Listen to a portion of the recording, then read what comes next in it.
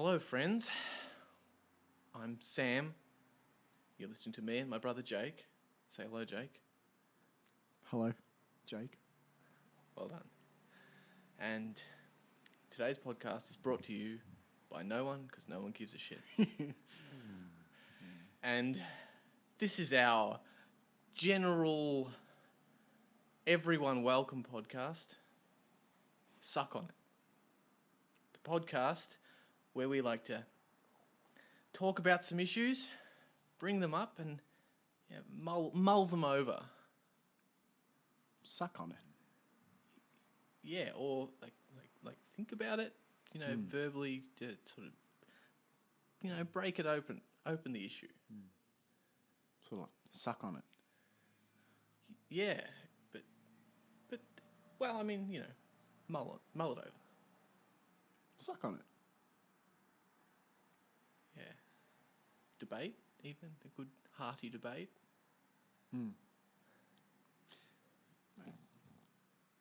Suck on it. And today, in the podcast, we're sucking on it with Jack Johnston. Who's Jack, Jake? Jack? Who's Jack? Look, he's a renowned wolverine communicationist. Right. He spent a lot of time in the Yellowstone National Park. Talking to Hugh Jackman. That's correct. Yes. Learning the ways of Hugh Jackman. Talking to Hugh. Did they discuss issues? Did they? Yeah. Did they discuss issues? Huh? Well, Did they mull on it? they sucked on it. Okay. Yeah. in the national park of Definitely. Yellowstone. Yeah, definitely. Great. That must have been a wonderful experience. There's no better place to suck on it. Well, think about it and debate it. Yeah. Definitely. In this episode of Suck On It, we thought we'd give it a little more structure than we're used to any element of our life. And we thought we'd go through our top 10 films with Jack. Being such a renowned expert on Wolverines, it seemed only logical we'd talk to him about films. We discussed films for a good 3 hours and 25 minutes. And it's some scintillating stuff. Oh. We also delve into the education system. Because while you're talking about films, why not suck on the education system? People all around the country just sucking on the education system. Succulent Mentos. Just so succulent. We got some juices out of the education system. The kind of juices you wouldn't get if you'd rushed through that conversation. Exactly. But that's the beauty of sucking on it. More so than thinking about it Yeah, and talking about it. I'd agree. It's a very separate thing, as you've well pointed out to me. You've educated me on the benefits of sucking on it. And I think the benefits stand on their own. Very obvious. The benefits of sucking on it have been laid bare before me.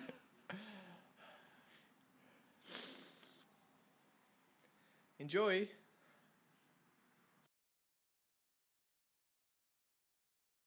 Do you want me to close the windows? I'll keep recording. Couldn't really hear him through there. There's a little bit of Might be nice ambience. Yeah, it's ambient. Oh, I'm so jacked. that really loud out there. The morning traffic starts heating up. We can probably turn it down. Turn it down. I'll just turn the traffic down. Keep it down, guys. What I mean is, I could probably shut the window midway if we really need. Go and talk to the ADR man in the background. Yeah. Trevor. Can you stop playing with Tonka trucks? Yeah. All right. Good morning. Morning. Morning. So, top 10 movies. Yes. Pretty excited. Oh, yeah? Yep. I was That's good. keen for it. Was it hard? Yes. Yeah. Yes. Very. Top 20 or, top 30, pretty easy, but getting that down to 10 was very difficult, Difficult. especially ordering it. Yeah, That was especially also the hard. last couple of times. Ordering it wasn't so hard for me. How'd you do it? What was your process? I just started like throwing like for me it had to be something that like I could remember. That's a good start. Like without obviously. Yeah. That movie, what was it? Yeah, that's number one. Like without going I didn't like Google search any of them. I didn't even look at my DVD collection. Yeah, right. I like my process was if I couldn't remember that it was on my DVD Probably, shelf, yeah. it wasn't enough. I suppose this is like my selection process. It had to be something that I'd watched multiple times, and something that I felt if anybody said, "Hey, do you want to watch blah blah blah?" I'd be like, "Yeah, Any time of day. anytime, any mood." So that for me was part And of so my. did you just top 10. write them, like, start at 10 or start at 1 and work down? Or did you? Once I got to ordering them, because at first I must have had like 30 or 40, like Jack was saying, movies. And I wrote down the directors as well. And I don't know if that really, I don't know, like, but sometimes like if I was really liked a director's work and I had 3 of his movies, then I'd probably just choose one and put it in there kind of thing. Roughly, like it's not hard and fast, but I don't think anyone's repeated in there, actually. Yeah, okay. What about you, Jack? What was your process? Mine was pretty instinctive. I kind of just went through movies that I knew that I liked and I would think would be in my top 10. And then I just made like different lists and went, which one looks right?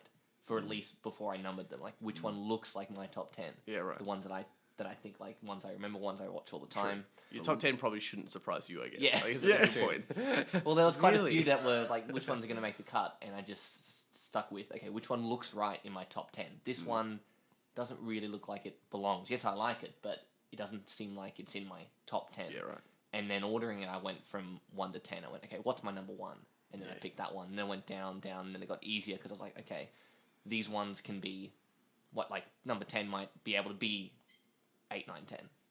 Like, as I got down, it got actually easier, but picking those, I just went 1 to 10 because that was a bit of an easier process. I could get the hard ones out of the way, and then ordering those last ones are pretty easy. I felt like with those last, like the bottom half of the top 10, or even like say the last 3 positions, there's probably a bunch of movies that could have been in there. Yes. And that's probably where I was going to say started to consider more objective different things.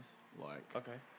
but I don't know, not really. I guess it's all down to my experience of those movies. What about you? Yeah, no, probably pretty similar. I had like the top 4 were just like in my head ready to go, and they just went up there. And then the next 6, I had to write a big list of movies and just look at them and kind of go, well, that one probably because I haven't watched it in this long or this, and just cross it out. Yeah. And like had a bit of a process, like, you know, if I put a line through it, that's a no. If I put a line under it, it's a maybe. If I circle it, it's a definite, and get down like that. And I think I only the last spot, like spot number 10, had 3 movies. Yeah. But the others weren't that hard. It was really just once I got down to number 10, picking which of those 3 movies would be number 10. Yeah. But do you guys feel like your list is eclectic? Yes. Yeah, I reckon. Yeah. I was going to say, because I do as well, and I was like, maybe everyone just feels that way. Like, you're like, my choices are so individual. I don't. Jack and I were saying we don't reckon there'll be any crossover in our lists. Whereas I think you and I. I think there'll probably be 3 or 4. Yeah. To be honest. I'll be Kind very of boring. surprised if there's any crossover Yeah. between either yours or yours. I think there could have been some crossover in my.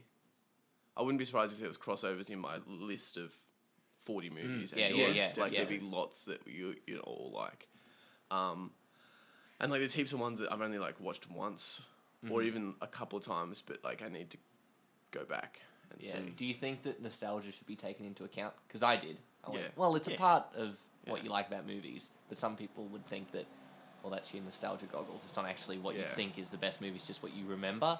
But I Yeah. think it counts, and I Well, put a few I movies think- in there that are nostalgic. To I me. think even if you were going what you think is objectively a good movie, you're still going to have goggles of some kind. Well, I think that's why you call it your top 10, not the top 10. Yeah, because I think I've got some mainstream movies in there. So not What? not Get like out. not really like indie movies, but not necessarily ones you would expect to find in people's top tens. I Yeah. guess I think from memory of my top 10, I know there was some like in the big list of movies that like were just movies to some. Yeah. You know, you're Yeah. like this to some people. They just be like, it's a good movie, but it wouldn't even be in my top 50. Yeah. Like, you know, I feel like weirder about those movies being in my top 10 than I do about movies that I know other people hate. Yeah. Which is weird. There's a few I was surprised like that I couldn't fit in there. That was what surprising. Like my top 10, I'm not surprised that the ones that are in there are in there. Yeah. But there were some that I like forgot almost. Yeah. More than I thought I would. Like they Yeah. made the list very late. Of like, oh yeah, that. I should Yeah. consider that. I did look at my DVD collection Yeah. after I'd sort of more or less got my list, just in Yeah. case. And none of the ones I saw there went in because, like you said, if you forgot it. Then. But there were some ones that I was like, I reckon last time I did a top 10, that one was definitely in there. And now I didn't even think of it. So Well, there are a few for me where, when I realized they weren't in my top 10, I was like, am I actually a fan of this filmmaker? Because I say I am, Maybe I but none of his fucking hate films it. are in my top 10. it's not in my top 10. I hate it. I only like 10 films. The rest I hate. Yeah, it's interesting that. And the thing I'm kind of happy with that is more like a lot of mine are really new. Yeah. Like I would say really new, as in last 10 years. Like I don't have many classics in there, No, I would say the same. I'd just not. and a lot of them, I reckon about half of them are movies that I have only seen in the last 5 years.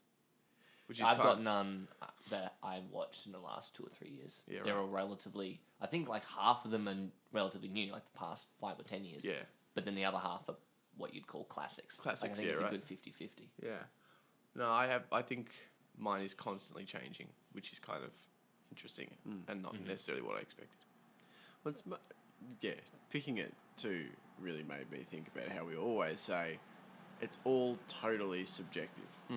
I don't think you can, like, because just the three of us having different criteria on what Yeah. we pick, you know, Yeah. I think it shows that there's so many, probably not going to pick up on I know last time the trucks didn't pick up when we recorded up here, but Yeah. I think the windows are closed.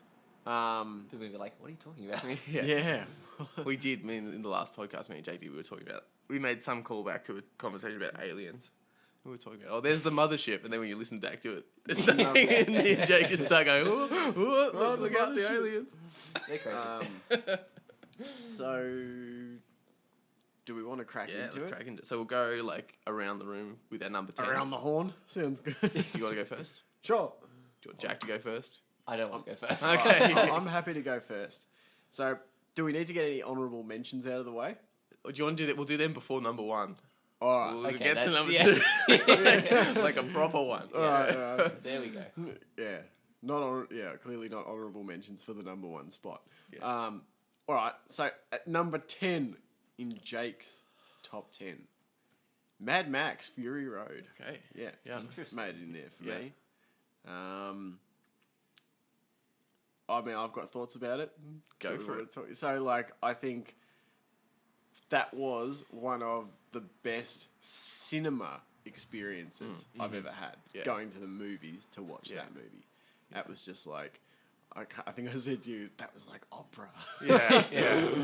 I remember you just going, that's such pure entertainment. And not that the movie slows down, but I think that first, whatever it is, it could be 20 minutes, it could be 40 minutes, the bit where, from the start until when they drive into the tornado thing, into the big dust storm. Mighty dust. That section there, that opening third probably, is I think I said, I was like, I think that's some of my favorite half hour of film Yeah. that I've ever, it's just so pure. Yeah. You don't It's feel so like set in what it wants to do. you It's don't not feel like there's any distracted. studio guy going, you know what we need now? Yeah. And then they were like, yeah, okay. Yeah. You can't imagine the studio guy going, you know what we need? A dude on the back of the truck with a guitar. Yeah. It's just the spews flame. It's like the colours and all that visual Which stuff. is rare. yeah. Now, what are we? 5 years later? How many years? 4, I think. I think 4? it's 2014. It's still, even 4 years is crazy. That's at Yeah. all. But going on now, you get a lot of films with colour in them. But I feel like when it came out, there was a lot of desaturated films. Yeah. And the music as well. Yeah. The music is really good. Yeah, that's fun. true. Yeah. Yeah. I think and quite not overbearing, but very present. Whereas Yeah. music, I feel like there was a bit of a trend, which came from a good thing where like people started not putting music, deliberately not putting music in bits of like, I don't know if they started it, but the first time I noticed was like Lord of the Rings, when the music would build and the battle would start, Yeah. and there would be no music. Like no music during the big epic battle is kind of weird, and I feel like I'm not, like I said, I don't know that started it, but there was a trend to go less music. People kind of like pushing music to the side, and then that movie comes back, and the music's kind of like 30% to 40% of the whole experience. yeah, Cool. Cool. yeah. Yeah. I- No. I don't feel like I need to tar and feather you. It's okay. You're not shamed for that one. Yes. like I just think it's a bit of a like stands alone in its field, as in out of Mad Max. No, I don't know, like no, I just think it's Pretty such unique. a Pretty unique. significant movie. Yeah, and like you said, you could watch it anytime. I don't Yeah. think I've ever said when people are like, "Do you want to watch that?" I don't think I've ever gone, "Nah." It's fun Not in and the mood. gripping and like just pretty amazing, and like technically, there's stunts and things that they Yeah. do are just And it's not outrageous. specific. Like, Yeah. almost anyone would kind of watch that movie because Yeah. it's just fun action. Yeah. You don't like Yeah. action, but that's not. It's not like you need to have watched even the other Mad Max movies. I hadn't before. Yeah, right. Before I Wow. watched Fury Road. Me After either, then, me I either. watched. Were they the really first two. disappointing? Very different. A little Yeah. bit disappointing, but then I realized, well, they're completely different movies. Yeah, so I not didn't that really they're see them that bad, way. but if you go into it expecting Fury Road, Yeah, yes. you'll be like, okay. Yeah. Something will happen Yeah, sometime. where's the guitar dude? Yeah, exactly. Oh, well, that was my number 10. All right, number 10, Jack. All right, mine for Jack's top 10 is Whiplash. Wow, that was actually, that nice. was close to me. It's not Yeah? in my list, but it was in my big This paragraph. one for me was like either an 8, 9, 10. Yeah. And it just got pushed to 10. Almost got out, but I kept it number 10. Yeah. Just, and you'll see this as a theme in my top 10, but I like movies that are really lean. They Yeah. don't have too much exposition or backstory. It's just like A to B really, really well. And I Yeah. think that's what Whiplash was. Like across the board. Great performances. The lighting and cinematography is really good. And it's just like fun. Like it's Yeah. really upbeat and rarely has a moment of downtime. Yeah, right. Like even when it feels like it's downtime, it still kind of has that sense of rhythm, you know, hence Yeah. being a film about drumming. Not my tempo. Exactly. I And fe- J.K. Simmons, I think, just So good, yeah. so good. Like he steals every scene. It's And really- and Miles Teller as well. Like Yeah, he he's- doesn't get enough credit for that movie. I think he was just amazing. It's really interesting that you say fun, because I didn't find that movie fun. Like, I love Yeah. that movie, but I was so stressed. Like, we watched, I think, in a group of people, and most of, like, the feeling that everyone got in it was, like, flashbacks to, like, exams, and, like, Yeah. that teacher that is pushing you too hard. And, like, Ellen and Loz were kind of like, I don't know if I could watch it again. Like, Oh, like, really? like exhausted. Interesting, Like, yeah. we're, like, sweating. I mean, Oh, I love was too, it. but I Yeah, found yeah. that as like a fun Like a fun experience, and it one, was yeah, really yeah, yeah. tense and stressful, but in a good In a way good for way. me. That I Yeah, feel yeah, like, oh, this yeah. is like an adrenaline Yeah, I was junkie kind of close to thing. that, but I think There are I moments. think, I that think kind it's, of it's almost kick like you a out of horror it. film, but Yes. like, but I mean, you enjoy horror films, but it is Yeah. like the most horrifying non-horror film Yeah, ever. yeah. Because you just like, it's like that So waiting Jake for didn't things. like it, I Yeah. yeah. I sort of know what you mean though, because I'm there's a movie that could have made it in. I just thought of another one, because it sort of qualifies on the same criteria that, like, fun, as in it's engaging. It's like Yeah. it gives you like a sense of adrenaline. So I kind of get what you mean. I don't know if I would term it as fun, but I get what you. Yeah. I think I get what you Definitely mean. like a hit. Yeah. Yeah. Cool. Some great scenes. Yes. Yeah. And pretty short too. I think it's Yeah. like 90 minutes, Yeah. which is Yeah. good. It's over. Wraps up really nicely. Mm-hmm. It's just kind of like, I feel like it's got kind of an ambiguous ending, and it's kind Yes. of just like, Yeah, yeah. which I do like. And it's got an ending that really like builds. It's Yeah. got that, like, Yeah. yeah. Good payoff. It is well paced. Yeah. Yeah. Cool. Top 10. Top 10 for mine is one that probably could have been higher. The only reason it's not is I've actually only seen it twice, Okay. which is a low amount for a movie in my top 10. But it's The Assassination of Jesse James by the coward Robert Ford, Nice. which was just cemented after you and I watched it again. Maybe I've seen it 3 times, but I still don't know. Yeah, the only thing that puts me off putting it higher is that that pure enjoyment factor. That it's specific. It's one of the few ones on my list that I don't know if I could watch it anytime. Yeah. But it's just really good. I love the like. It feels like watching like you're watching a novel with the little. Not a big fan of narration all the time, but like sprinkles just enough in here and there when it like needs to. And again, kind of like your two movies so far. It's singular. Like, Yeah. it doesn't feel like there's other movies like it, or like the studio was like, what we really need is this. Or, like for a movie with Brad Pitt, it doesn't feel like there was much studio interference. You know, it doesn't feel like they were like, yeah, this movie's good, but it needs to be Brad Pitt. It feels like that was like I can't imagine anyone else playing that role. Casey Affleck's performance is so good, and subtle, and just weird for a Western. You don't see characters that are like borderline personality disorder kind of thing in Westerns, and that movie's actually got a few of them because what's his name? Garrett Dillahunt, his character is quite almost like he's I don't know, a little bit on the spectrum or something as well. Like he's got quirks. There's not many just straight up badasses in that movie.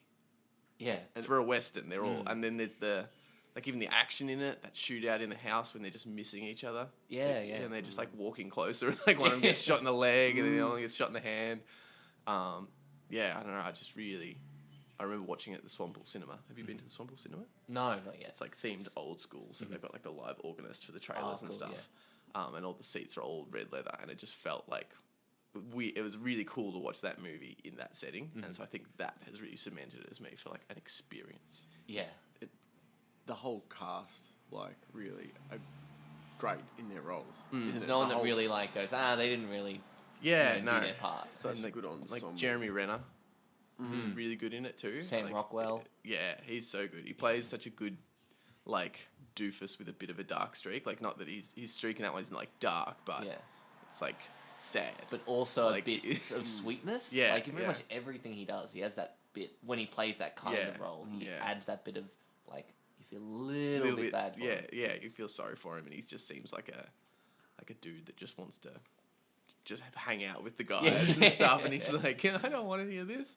People getting killed and fucking I feel like he and Woody Harrelson are capable of doing this thing where you can watch them do horrible things and still feel sorry for them. Yeah. Like I feel like that, like True Detective, Woody Harrelson creates such a great, like, you should really hate him. Yeah. And at times you do, but then... Yeah. Or like Sam Rockwell in Seven Psychopaths is kind of like that. Yeah. Like where he does some... Have you seen that? No. Okay. You'd probably actually really like that. Yeah, it's on Netflix on my list. He does... I mean, everyone in that movie does bad things. Yeah. But he's the one that you just, like... Yeah, you just really feel really sorry for. Yeah. Or not sorry for, but like... Yeah. He seems like a good dude despite being... You know... They inject that humanity or something, like the little... Just that little thing that makes them not a monster kind of thing, you know, in most of their roles. So.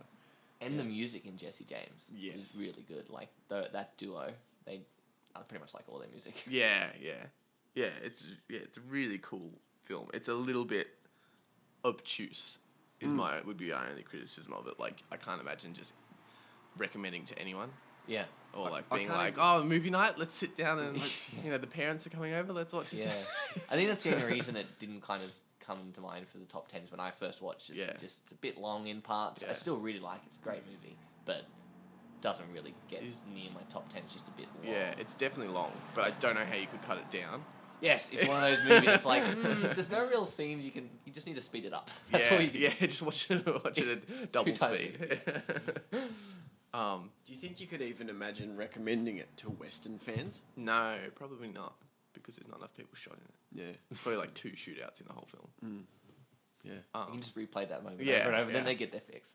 And, sorry, we're taking really long here, but I got up to the train heist bit in Red Dead Redemption, and it's shot for shot, the train heist from, that's from what I thought. Assassination of Jesse James. Really? Even with the camera sitting on the track, and the train comes along and picks up the camera and it moves away from it. Really? And then it cuts the shot of all the gangsters in the forest. Yeah. And the lights, like the god rays are like going over them. Like, there's like probably like 8 shots, which are like exactly like they've taken it. Like, which is really cool. It's a cool detail.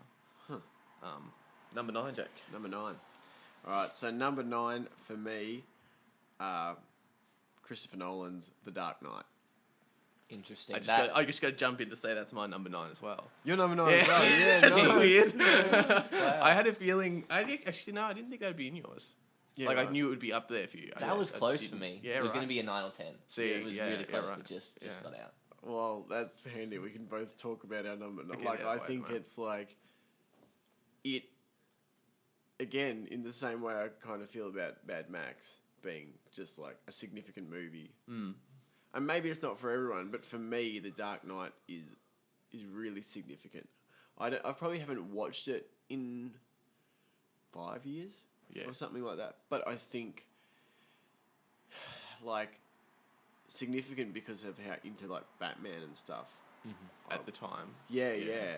And, like, how that's just kind of been an enduring part of, like, our, like, mythology, I guess.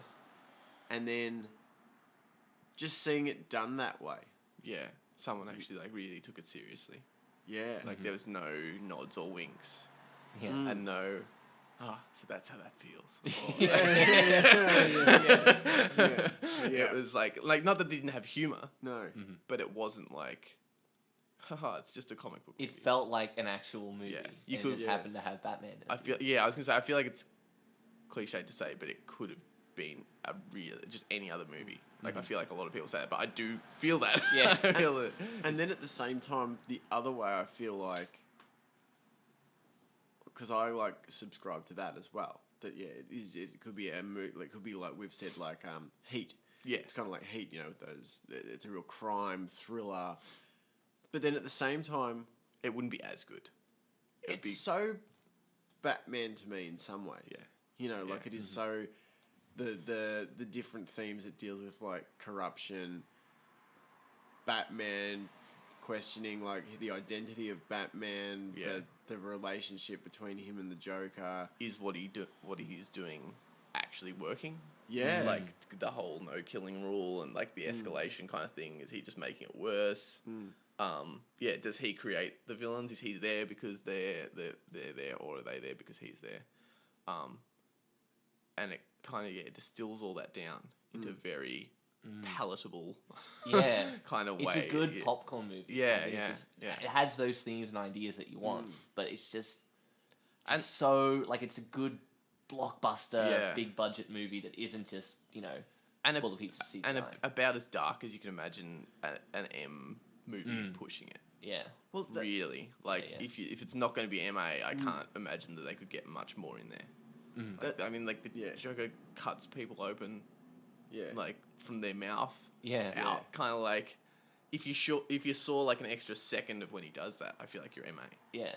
And that's the cool thing. Like it's a blockbuster. So there's a few parts. Like it's a blockbuster. I would say this is part of like I reckon you could look at my top 10 and you would maybe find a theme.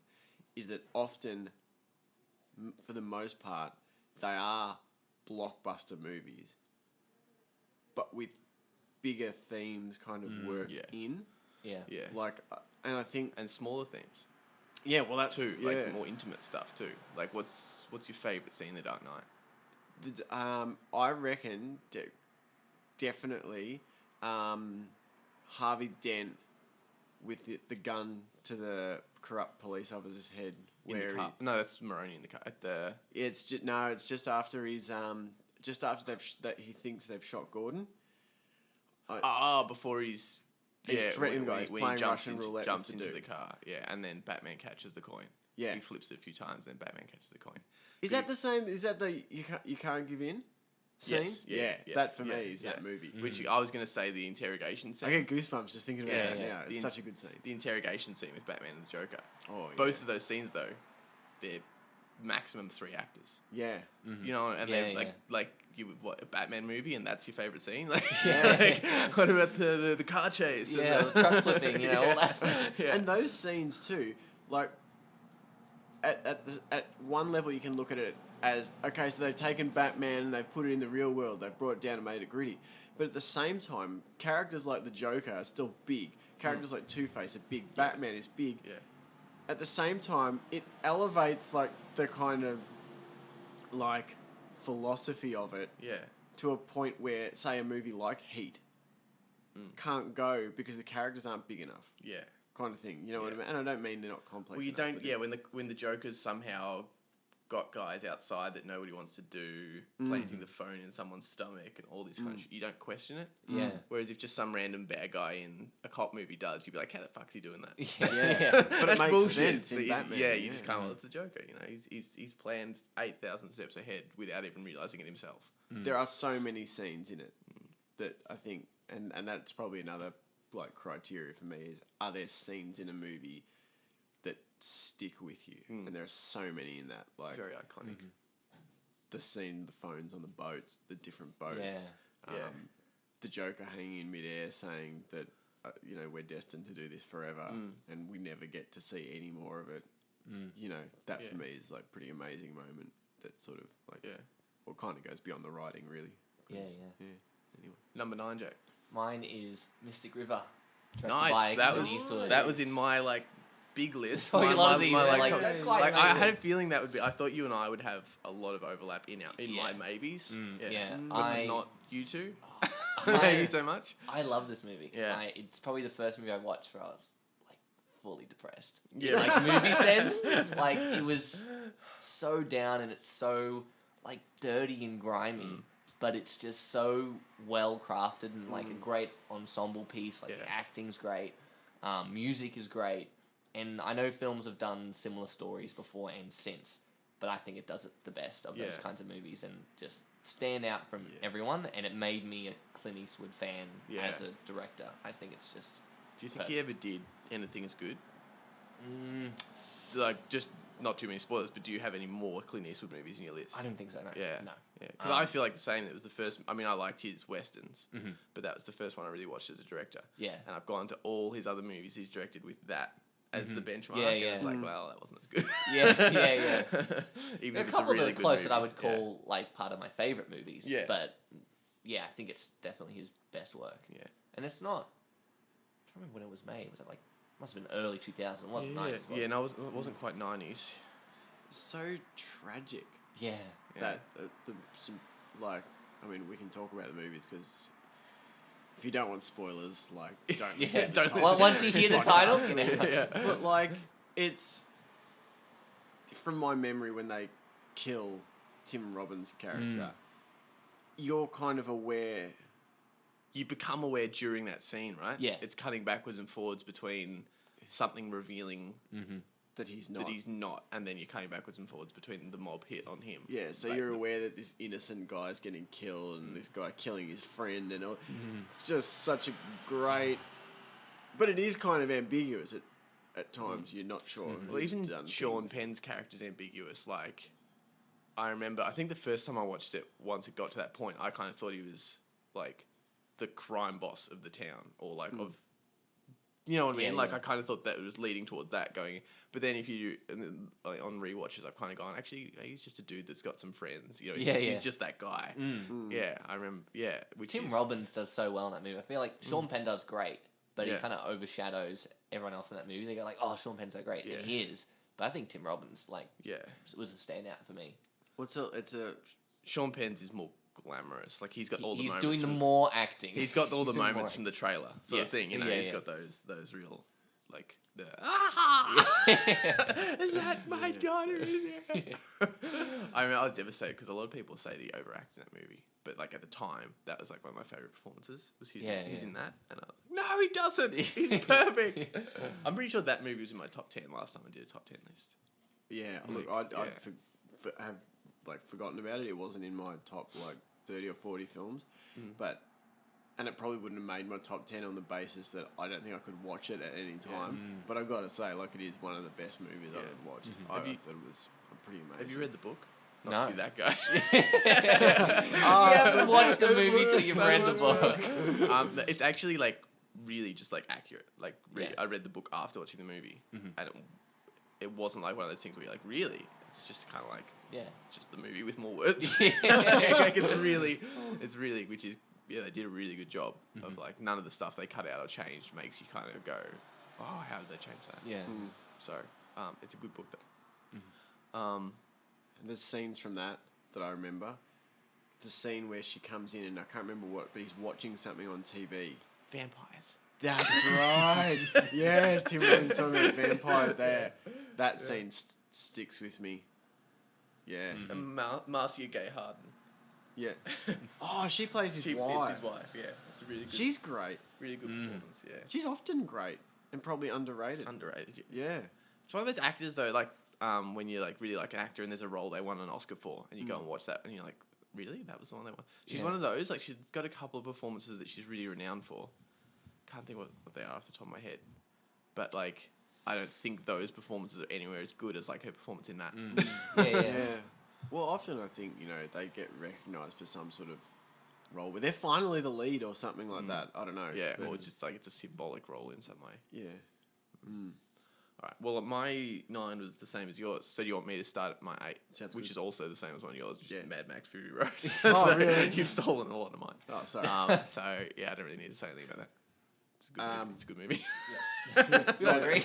Maybe, you need to, we'll reverse it after this, because my number 8 is different. Obviously, because I didn't have Mad Max. Yours You is- wrote it yours is in number twice. 10. You don't have anything else Yeah. to add about Mad Max? Not really. I think we covered it. It's pretty good. Yeah. I think I like it. So, number 8 for me is Serenity by Joss Oh. Whedon. Interesting. Shit. See, I didn't. That's one that definitely would have been in my top 10 in the past, but it didn't enter into my mind. And now I'm going bugger. But I guess. There are a bunch of movies that I could have, put in for it. Maybe I should have. But I would still watch it whenever anyone wanted to watch it. And it has such a strong bearing on how I've made movies. Because I feel like it's, people go, it's got everything. It's got sex and violence and, love stories and action. And, that movie for me has so much in it. It's got really cool action. It's got love stories. It's got, science fiction stuff. It's got drama. It's got thriller elements. It's got horror elements. It's got comedy. It's got, got it all. shitloads of It's got comedy. it all. It really does. And it's about an hour 45 long. It's fun. I personally feel like you could easily watch it without seeing Firefly because that's what we did. Yeah, we did. I saw that before we even watched the TV series and was like, fuck, this is so cool. And we rewatched the shit out of that movie. Probably one of the movies I've watched the most. Yeah. There's probably, I can think of 2 other movies I've maybe watched as much as I've watched that one. It's just the themes in it, the writing, the scenes that stick out for me, the opening with the agent. That bit. Oh, yeah. Where it keeps sort of cutting out of, you think you're in one sort of line, not Stop. timeline, but yeah, backtrack. And he so- steps through the Yeah. hologram. It's so cool. And Chiwetel Ejiofor? Yeah, sure. Is that Close it? enough. We'll take it. I have no idea. He's really good in that movie. I'd never Yes. seen him in anything else, but just as playing like an intergalactic bounty hunter essentially, which is just such a lame part to play really. Yeah. And I mean I know the script for him is good as well, but the way he plays that character is this weird kind of like corrupted Buddhist hitman. like he's still it's not like he's given up on his really peaceful philosophies. He just thinks the bad things he's doing are helping to achieve those. Really good. Yeah. I Really think, cool. it really showed that they'd done a season of TV because I feel like the characters are figure it also out, yeah. fleshed Yeah. out. Yeah. Well, it was weird because you would think it would lack watching it without watching Firefly, but it was like you could sense because they knew it. The 100%. actors knew it so well, and the filmmakers knew it. When I started watching, I was like it feels like these Yeah. are fully formed human beings from that opening. Not that bit, but the opening after that, the one shot through the ship Yes. when they're all arguing and bickering, and there's a bit of humor and a bit of backstory and stuff, but it doesn't feel too belabored. It's not like, remember that time when we robbed the train? And Yeah. you said this?" Flashback. Yeah. Sepia. That's true. There's not a lot of dialogue that I can remember that feels forced. I mean, I'll probably go rewatch it now and be like, oh god. There's a couple. Why don't I put this today? There's a couple of times when they say things like, "We've been over this," and then Yeah, okay. launch into it. That Yeah. kind of thing, where they'll Yeah. Yeah. they're trying to make you remember that happened in the show. But I don't think it was. The scene on I can't remember the planet. Shame on me. But you know the one where they go to. Start with M. Is that a person's name? That's they talk about Miranda, Miranda. That's what I was thinking of. Yeah. and so they. So that's not the place. I don't What's Miranda? think so. she says it all the time. Maybe it is the planet. I can't remember. But I think it is. well, when they I get guess we can look it up. to but that, that'd be you know, stupid. when they that whole sequence, it's about as much horror as I can take. Yeah. But like, but I think there is enough horror with the Reavers and stuff that have been set up across the movie, and then just that scene where they like, it's masterful where they're playing that. So it sets up, they get out onto this, you know. I think to get to the planet, they have to go through the fleet of Reavers, so that's all freaky. Yeah. They get onto the planet, it's fucking deadly quiet, you don't know what you're going to find, no one's around, and then they see all the dead people Yeah. who have just died where Yeah. they were in their offices because of the chemical, like, It's very release. Alien or something. Like the movie Yeah. Alien. Like I think there's a lot of influence in that stuff, in the whole team Yeah. going onto the planet in those scenes. I feel And- like there's a And then they just like, or in Predator or something. then they play the tape that's got the recording of, and that's Sarah Paulson Yeah. in just that one scene. Tiny little and shit, a she's hologram. fucking great. And I hadn't it's- thought about the fact it's her. But now that you say that, I go, Yeah. yeah, it is too. Yeah, I think it's a great movie. I reckon everyone should watch it, whether you're a fan of Firefly or not. Yeah. I think it's fucking great. Yeah. Love it. Yeah. Cool. And it's informed so much of my own Yeah. filmmaking. Jack's number 8. My number 8 is Nightcrawler. Jake Gyllenhaal. I haven't seen it. I still no, haven't seen I it. haven't seen it either. Haven't seen it? No, I I haven't won't seen say too much then.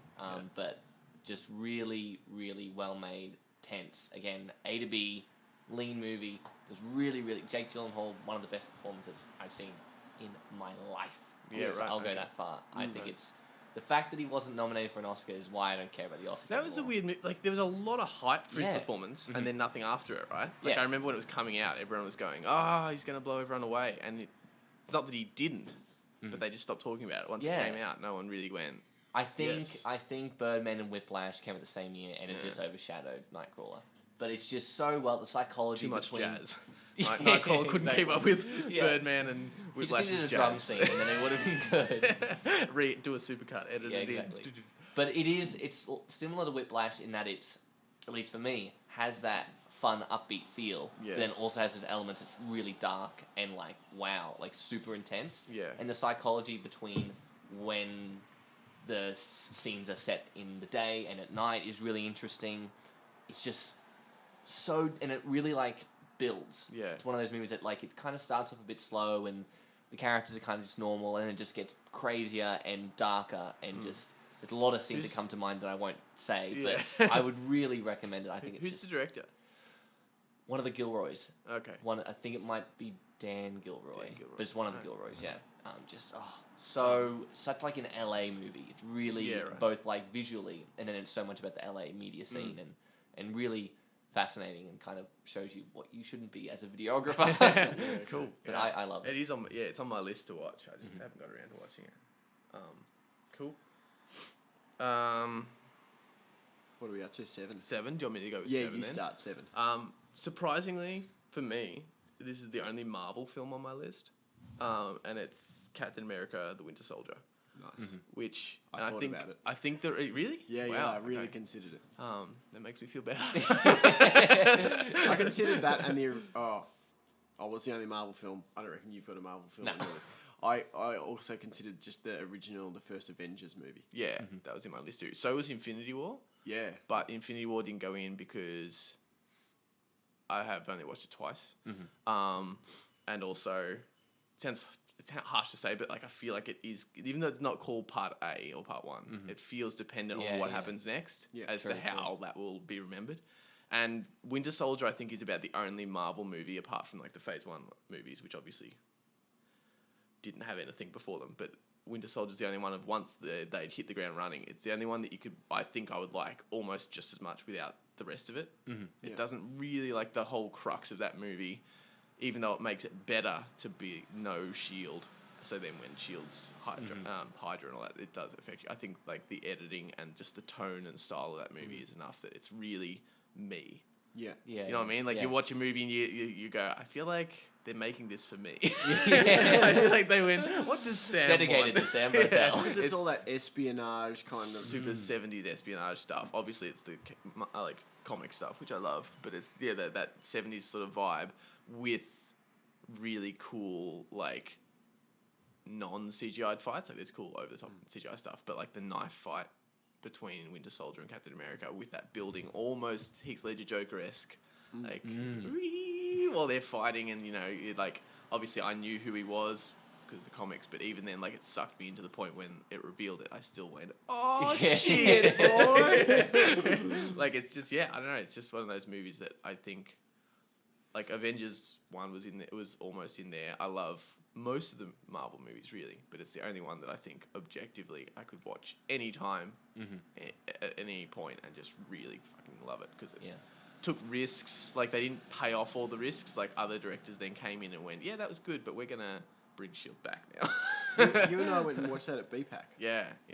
And like it's semi-relevant, like not so relevant it's going, Look what you've done. This, but enough that if you want to dig into it, the surveillance stuff and all that, you can kind of get enough that it drags you into the world.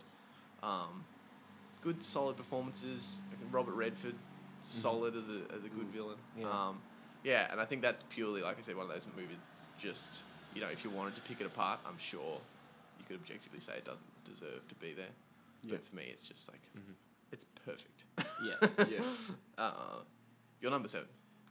Well, my number 7 was the assassination of Jesse James. There you go. Yeah. Interesting. So We've actually had more overlap than I thought. Yeah. I thought when it got, like, we'd have heaps that we felt similar on, and then when it came down to I the think crunch, our top 4 is going to be the same. so similar. Well, maybe not the same, but I think this is going to be so boring. Yeah, Thank God Jack's here. If Jack wasn't here, it'd just be me and Jake going, oh yes, it's so good. So mine's assassination of Jesse James. I don't have anything to add to it. It could have been lower, it could have been higher. I probably put it higher than some of those other ones, just on the basis that I think it's a really, like, well-made Artistic achievement. Yeah. I think it's, like you said, stands alone in its own kind of thing. So, Jack, I'll throw to you for... I think my number 7 is the first classic film we've got on the list. I don't think we've mentioned a classic. I don't think we've got a film that's more than 15, 20 years old. Here we go. It's The Terminator. The first one. First one. 1980 something. I think it's early 80s. I like that it's a series that people would expect, but not the movie from Exactly. the series that people would expect you to choose. I'm one of those people that I like the second one, but I just think the first one's just so much. Again, the word I'm going to use again, lean. Yeah. It's just it gives that bit of a backstory, sets kind of up the world, but once the movie gets going, it's just simple. Yeah. They got to get away from this Terminator. And it cuts back and forth, and it's a bit dated at times, but I think it sets up the world so well. And now that we're so far away from the 80s, we can kind of watch it with that lens and go, well, we can kind of forgive it for its effects that kind of look a bit shit. I mean, dated is such an interesting criticism, and it's one I use all the time. I'm like, it's a bit dated. But it is literally dated. Yeah. How can you hold that against it? It's not like you're saying it was made yesterday and it looks like it was made in the 80s. Yeah. It was literally made in the 80s. Why is this a problem? Yeah. We don't say, like, the Sistine Chapel is dated. Yeah. You know what I mean? Isn't it funny? Like, Jake compares Terminator to the Sistine Chapel. I'm supposed to be that. And just a lot of nostalgia for me. It was just one of the movies I watched on. I think I watched it on VHS. I've actually seen this one. Really? I'm pretty sure. Yeah. Yeah? It's the one.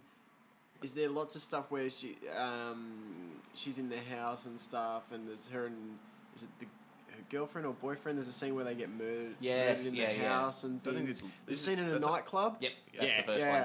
That nightclub scene is just it's all so good and pays off really well. Really tense, great performances.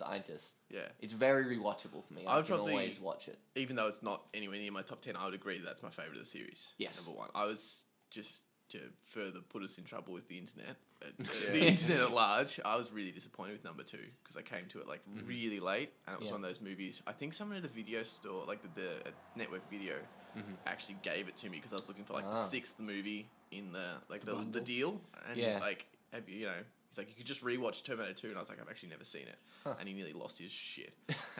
And just tore the shop apart looking for it, and gave it to me, and he was like, it's like the defining film of any generation kind of thing. And I was like, wow, okay. And I watched it and I went, yeah, okay, it's pretty good, I guess. I watched them all except for Genesis, the most recent one. I watched them all back to back.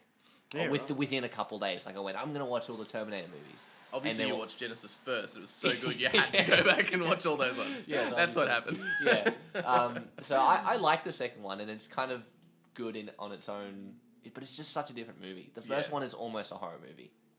I would even classify it. It counts as like a science fiction horror to me. Yeah, but the second one isn't. Close. The first one's closer to something like Predator. Yeah. Whereas the second one I like, but it's very much an action movie. Yeah. I kind of like, if we're just going to go through all the Terminators just briefly, I kind of like the third one. I think it's kind of fun, but nowhere near, but it's just a fun movie. I actually really like Salvation. Obviously nowhere near my top 10, probably not even the top 20 or 30, but I quite enjoyed it. I don't get why. It would be up there with number one for me. Like, I really like those two. Obviously super different, but it's kind of like, again, like really probably controversial, but it's kind of closer to what I would want from number two. Like I like if you're going to watch a sci-fi action film, I like them to be kind of gritty and desatched and like try hard. Yes. And let's face it, without Terminator Salvation, we would never have had the clip of Christian Bale. Yeah. Let's go again! Eternally thankful. Yeah. I'm gonna kick your ass. Oh, good. Poor dude. Yeah, I think it's a fun movie. Like I said, nowhere near my top anything, but it's just like I don't know. We all can agree Genesis is shit. So shit, I haven't seen it. Yeah. You went back in time to erase yourself. Yeah, so you couldn't.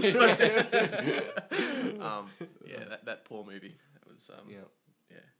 All right, so we've leapfrogged now. So I now go to my number 6, right? Yeah. Is The Social Network or Social Network? Cleaner.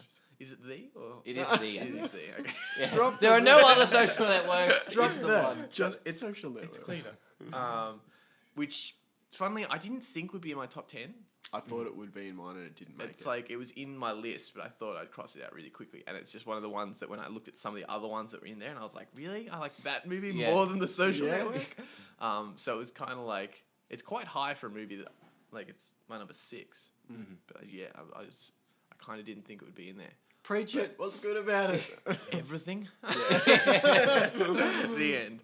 No, like it is. Like, I mean, it's, it's obviously I love David Fincher, so that's a great start. But sometimes, I guess, if I was to level a criticism at my favorite director, David Fincher, it would be that sometimes it feels like he's taken his style to a film, and you kind of go, that film could have been made without his style. Like, he didn't really necessarily add anything to it. Yeah. I feel like.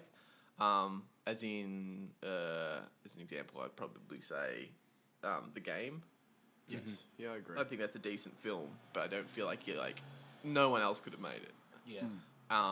Panic Room, I think he elevates it slightly, but I feel like someone else probably could have, like, I think the same Soderbergh of Gone Girl. Like, I think his style really suits it. Yeah. But doesn't. It could have been made by anyone else. And I really like that film, but I agree. Yeah.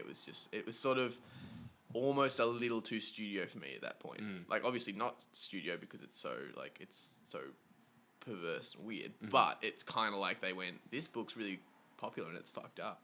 This director's pretty fucked up. And he's made us lots of money. Let's join these two together. Like, it did smell of that a little bit. Whereas Social Network, I don't think anyone else could have made. Not in that way. Not that kind of movie. As, like, engaging and, like,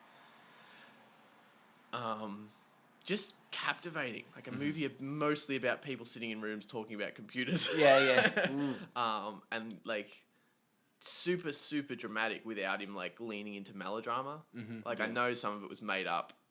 I've kind of purposely stayed away from the real story because I don't want it ruined for me. And I kind of go, I don't care. It's one of those rare times where I actually go, it's more interesting, and that's all I want. I just want the lie. Just give me the lie. I think the look of it is so well matched to the performances. The way it's shot matches the way they're acting. The music matches. Like, there's nothing that feels like it's lifting anything else up. All the tiny little performances are so good. Yeah. The girl that plays Eduardo's kind of crazy girlfriend, so good. Dakota Johnson's best performance ever. Like, I don't think she's ever, for me, matched that little role as, like, the snarky... a perfect Timberlake performance. Yeah, you couldn't have asked for a better Timberlake. Yeah. And Rooney Mara, obviously. And the main two as well, Andrew Garfield and Jesse Eisenberg. That's like so good, like really good, and their chemistry, like you really, really, really buy that they're good friends. Yeah. In that movie, The twins are really good. yes, yeah. Again, I don't think he's ever been able to reach that I don't think so. that height of like. Did he do much before then? No, not really. Like, and apparently the other twin, the guy that actually played the other twin, is like, it's his performance. Like, it's not. He wasn't mimicking what Armie Hammer was doing. They actually played a twin each, and then Armie Hammer mimicked what he was doing. Oh, and really? Put his face over it. So they're distinct. Yeah. Was it Josh Pence? I think That rings a bell. I think it was Josh Pence played the other one, and I don't actually know which one he played, but apparently there's one that was definitely him, and one that was definitely him, and that carries through because it feels natural. Their distinctions feel natural, and it builds so well. Yeah. It's a movie that doesn't really build to anything really. It just builds to like Gives you the illusion that something important's happening. one of those weird movies where you know what's happening at the end because of the time jumps. You Yeah. know you're sitting in that boardroom. That's the last moment in time, and so you're only building to see that. More of that meeting, but somehow you feel like it's like rocketing towards. And the this. ending with that Beatles song, I think, Yeah, is just yeah. so perfect. And the just clicking the refresh. Yeah. Like we've all been there. We all know what Yeah. that feels like. Rooney Mara is just such a good actress. Yeah. I Yeah. just think that anyone who thinks she's not brilliant is a fucking moron. Yeah. No, She's like so good. she's so good. Yeah. Yeah, and I don't think Claire Foy will be anywhere near as good as Girl with the Dragon Tattoo. And like, I hope she is. You know what I mean? I think she'll like. be. I hope she'll. I think she'll be good. She's a good actress, but I think Rooney Mara went so far for David Fincher. Like I think they had agree. that connection, and like she even said she would do anything. Like she shaved her fucking eyebrows. Like she had most of those piercings apparently were real. Wow. Yeah. I think everything except the nipple piercings were real. There you go. Far enough. Yeah, that's right. Come on, Rooney. Yeah. It's commitment. She's made it into my top 10 in another movie. Yeah. It's another I know, podcast I we're going know. to do, top 10 actors. Yeah, but I just think Um, I don't know.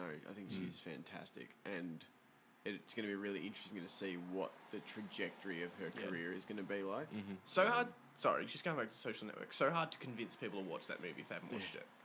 Like, John. Come on, John. Go on, yeah, John. Yeah. Come here and talk to us about it.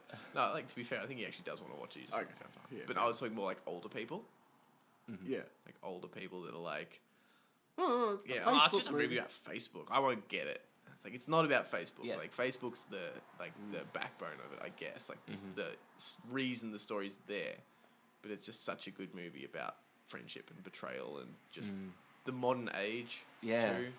Just like I think it would be eye opening for older people to watch and kind of Yeah. go. And I think it'll last a long time. Like, eventually, obviously, in the scope of human history, probably will become, useless. Yeah. But I think for a while, it'll be really, really interesting for Yeah. lots of generations to come. Because it's not just about Facebook, like you said. It's just about all those themes and ideas that have been in movies before. Yeah. It's just done so well. Yeah, In some ways, it's about the culture that necessitated Facebook be created. yeah, Mm. yeah, You know.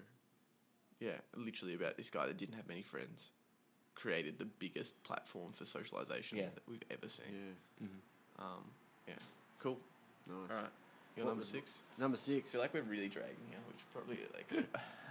No, I think. Well, I I know, think no, there's we've got gonna almost there's an going hour. to be like lots of crossover. I imagine in our top 4. I thought Which means- our like 10 to Maybe 5 there's not would be gonna more be. crossover. I mean, I'm pretty sure there's one. Yeah. There's still one. I think we all know which one that So is. number 6 for me, At this point, I hate that film. I just have to put it in there because everyone expects it. Jurassic Park, I knew that would be in there. Okay. Not the knowing that for me. original. The original. I think In 3D! it's yeah. It's one of those movies. It's got scenes. It's got scenes that, I mean, obviously the glass of water and all that sort of stuff. Life finds a way. Yeah. Um, Well, again, it's a bit like Dark Knight. It's in some of the iconic scenes from it. Don't even feature dinosaurs. yeah. Like that. Most the of the boardroom iconic, yeah. scene. Yeah. I love that, The you flea know, circus. they remember, you know, and all that sort of stuff. The fucking door opening. The preludes to like they set up the. I mean, all the dinosaurs are obviously dangerous in that, but the velociraptors they set up so well. Yeah. When you don't see them, but you see them get fed, and they're talking about them, and I want to watch the Perfect movie again. build-up. they're testing the fences and all that kind of stuff. Yeah. For like an M, is it PG or is it M? I It's feel like PG. Fuck me, so really? bullshit. Yeah. That's such bullshit. But when it went to 3D in the cinema, it was made M. It was like the whole thing. Well, I think- but the normal film was PG. It's fucking pretty violent. Yeah. The dude gets when he gets picked up off the toilet and shook around, and Samuel L. Jackson's arm just like Yeah. falls off and like. it's oh, kind of it's like hanging out. I don't know if anyone would class it as a horror, but it's kind of I like would. when I Pussy Jake. it's the Pussy Jake approval. Get the stamp. But it's so I wouldn't necessarily class it as a horror film, but as an adult, when I watch horror movies, I'm looking for the experience that I had as a kid watching Jurassic Park. Yes, It's nice. kind of like Poetic. how I would sum it up. Like it's not that you're gonna fucking wake up in cold sweats. Yes. It's not that scary. Yeah. But scary enough that you'll probably dream about it. Yeah. Well, for a PG movie, it has a really intense sense of dread Yeah, throughout. Like, yeah. it builds, like, obviously at the beginning, it's kind of like, oh, you know, this cool Yeah, yeah. park of dinosaurs. But for the most part, it's got dread, which you don't really see in films that you wouldn't normally classify as horror. Like, Yeah. horrors often have dread, but if you don't really classify Jurassic Park as a horror, it's more just like a thriller, sci-fi. Yeah. Those kind of movies do not really have that sense of dread. No. It's fun. Yeah. Fun fact. Just thinking about that, the start of it.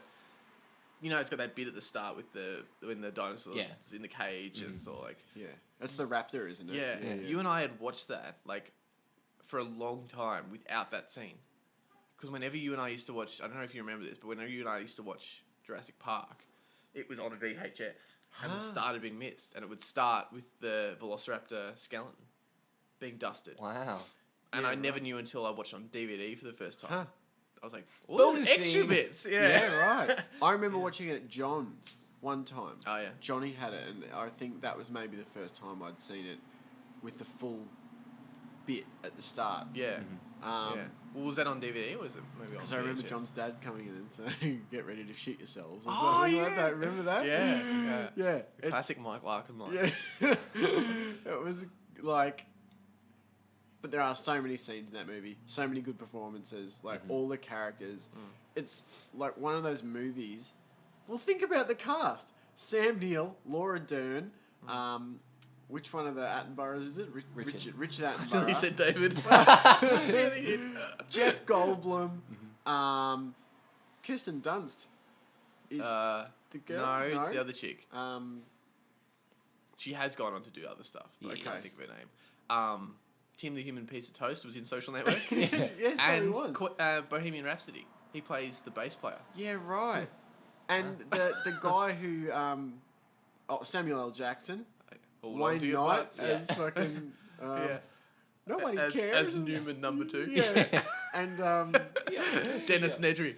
the guy who plays Muldoon, who the Raptor Keeper, who I think is one of the best fucking characters in it. Yeah. Great carbs. He was. Highlighted by some classy Explorer socks. Yeah. He was great. And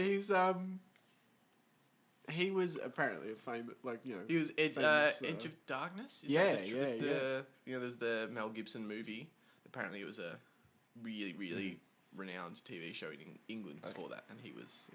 Just like, if you think about that as a cast of actors, like, A lot of them have gone on to have very successful careers. what a movie.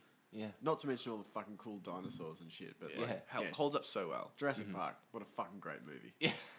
Yeah. On to you, Jacko. All right. Is this 6? Yes. Yeah, Yeah. my 6 is a film that I think most people wouldn't even consider because it's just kind of people have forgotten about it. Happy Feet. No. The shrimp scenes are really good. No, it's 10 Cloverfield Lane. Oh, that was a good movie. I It's a love good this movie, and the reason why it goes in my top 10 is not just I like it. Is I think it was the first movie I ever thought about often and for a long time after I saw it because I can't remember what it's called. I think it's like an ARG. It's like I can't remember what it's called, but basically there's like games and treasure hunts you can do like set in the movie's universe in real life. I didn't do them, but there was like a whole Reddit thread of all these different things. It's like a whole thing, and the Cloverfield universe has had these. And it was on that Reddit thread that I started writing a fan film with these people. And it was like the first time I ever worked with other people on a film before. Yeah. It never eventuated, as, you know, is expected. Yeah, yeah. But it was, like, that's the reason why. It's because not only was it a great film, but it reminds me of when it started that kind of collaboration and getting to do that. And just the world it sets up, again, it's like, doesn't need much, but just the amount it tells you and kind of teases you brings about, like, all these different ideas and theories and great, like, a lot of mystery. John Goodman is just fantastic. Like, a great small cast, and has that great contained feel. Like, there's a couple scenes in the beginning where it's kind of not set in the bunker. But for the most part, it's just really contained and gives you that sense of, okay, outside this bunker is unsafe. And you've got to, you know, have that sense of that story. But then the inside of the bunker is dangerous, and then it's like just surrounds you, and it's claustrophobic, and a really interesting and weird payoff. Yeah. I really like it. Ed, you like the payoff? Like, spoilers. I watched it like 4 times at the cinema. Okay. Like I was that into it. And the first time I was like, what? Second time I was like, okay. And then third and fourth I was like, okay, I see what they're going for, and seeing it in the context of the universe of films, it kind of makes sense. And I think that even though it's probably not the most enjoyable ending and doesn't pay off as well as maybe some other endings, like I read the original script before it was made to be a Cloverfield film, and I probably preferred that ending. But I think did it turn out to be nothing? Like, it was no, I think it was just a more generic apocalypse thing. But there was some cool ideas with the characters, and John Goodman got out. And I didn't mind the ending, but I wouldn't have minded if it turned out that he was just a pervert that locked Yeah, people in the basement. yeah, Like, there was nothing wrong out there. I think I think it was such a good movie and it set up so many different ideas that kind of any ending would have been good. Yeah. It just had so many different paths, and just the path that it decided to take, it was a bit weird, and definitely the first time I was like, what is going on? This is so out of place. But I think it is an interesting way to do it, and I appreciate that they didn't go, oh, you know, because I reckon test audiences would have gone, what the hell? And they would have maybe backed off and go, okay, let's do something a bit more ambiguous so people don't hate us. But I appreciate that they went for that, and it's interesting. It gives a different, so you're not just getting the same movie the whole way, you get this kind of feeling of something a little bit different. Was the chick from Death Proof in that? Yes. Yeah. Yeah. And the dude, is he the dude that was in Hush? Yes. He's the attacker from Hush. Yeah. Yeah, right. I'd only just made that connection as you were talking about. Oh, really? I don't know why. He's got a beard, I guess. I don't know. I just hadn't really thought about it. He's in that show Newsroom too, which is disappointing. All right. Number 5. Yeah. Halfway through. This one has an asterisk. Okay. Because it's Kingdom of Heaven, but it has to be the director's cut. Yeah. I was like, that. it is so different. Like, literally, the theatrical cut wouldn't be in my top 50. This is like, that's how top 10 that's how worst. different. Have you got on your list? I have. Where, One spot above. oh, okay. Right. So I'll talk about it with you. Yeah, Or you, okay. you do yours. And I'll just add my It's thoughts. like, I mean, I love swords and fantasy and medieval No stuff, surprise. but like, it's the only one of those films in my list. Yeah. Because I think it's the only one that really I like without like nostalgia goggles or without just like, I really want to see some people get cut up. Yeah. Like, you know what I mean? Like, it's like Braveheart when I was like 13 was like the film that summed up that genre for me. And was like, it's all, you know, very passionate and rousing. And Kingdom of Heaven is way less passionate. Yeah. It's way more like, what's the word? Like, is austere the word? Like, kind of like very like, talks about loftier things. It's not just about the right to freedom and that kind of stuff. It's talking about what is soul. freedom? Your soul, like really, like weirdly. And I think a lot of people probably even people who've seen this movie are going, "What? What's he talking about? Like that film? That's his number 5." It's fucking Powerhouse, you asshole. Well, like, you know, like I feel like I've watched that film so many times and I still don't get over it. And like, some of it, I think to some people would come off as a bit cliched. Some of the lines that are really like important to me, the bit, you know, the king when he's talking about, you know, when you get to the pearly gates, essentially, like, you know, virtue wasn't convenient at the time, or, you know, I was told to do thus isn't good enough. Just that, like, I know it could be cliched, but I think it's like, it's really like that kind of sentiment is basically sums up the film. It's not about doing what seems right at the time. Yeah. It's about doing what is right. On a bigger sense of things, because he does some things in that movie, and in the theatrical cut, some of the Orlando Bloom's characters' choices really frustrate you, and you're like, "What the fuck is he doing?" Yeah. Because and even in the director's cut, it's still frustrating when he does things like he won't marry the queen. Like they love each other, Yeah. and it would mean that her husband would be ousted, and he's gonna start a war. Yeah. But like, just how like set he is on that would be the wrong thing to do on taking someone's wife and making a grab for power. So Yeah. he essentially lets everything go to Yeah. hell because morally, like, he's got to think about it. And like, it's not necessarily a clear cut thing. Like, maybe that wasn't the right choice. But I just think that like that you can dig into a movie that's about battles that far and like really get into it. And that's not even mentioning I don't know. I just love Ridley Scott's direction of that film. Yeah. The music, the sound effects, it's got amazing. Like that sword fight between him and Guy Yeah. at the end. Their duel when they're in like the alleyway with the spice racks. Oh, yeah, and yeah. There's the clothing hanging down. The sound design of that fight is amazing. The way like their swords hit and it almost like hurts. It's not like it's that loud and it like kind of like crashes back off the walls, like the sound, because they're in such a confined space. It's really really good. It's definitely for a three and a bit hour movie. It's a movie I could watch whenever. Yeah. And I think that I was just thinking about, you said it's not about not about doing what feels right in the moment, about what's right overall. Yeah. Like That line that David Thewlis's character says. Yeah. About virtue and being a good man or whatever it is. It's here and here. Pointing to his head and pointing to his heart. Yeah. Like, even so, Orlando Bloom's character, I can't remember what his name is. Balian has to know in his heart that it's right. You know what I mean? Yeah. So it would be, and I think even, I can't remember, he may even say it, it's something like that if it's based on a lie, then it's not right. Yeah. Kind of thing. Yeah. I'm sure he has a line about I it. think the idea is that all elements of the decision have to be right. Yeah. Have to be for good, not mostly good or whatever. It's kind of like that decision of like, you could be rude to someone to stop them walking across the street when there's heavy traffic. Yeah. You know what I mean? Like, I don't know how to quite sum this up, but that basically the little, like, if someone's going to walk across the street and get hit by a truck, or you can somehow be rude to them to stop them. The little evil, like, the good thing there to do is stop them getting hit by the truck.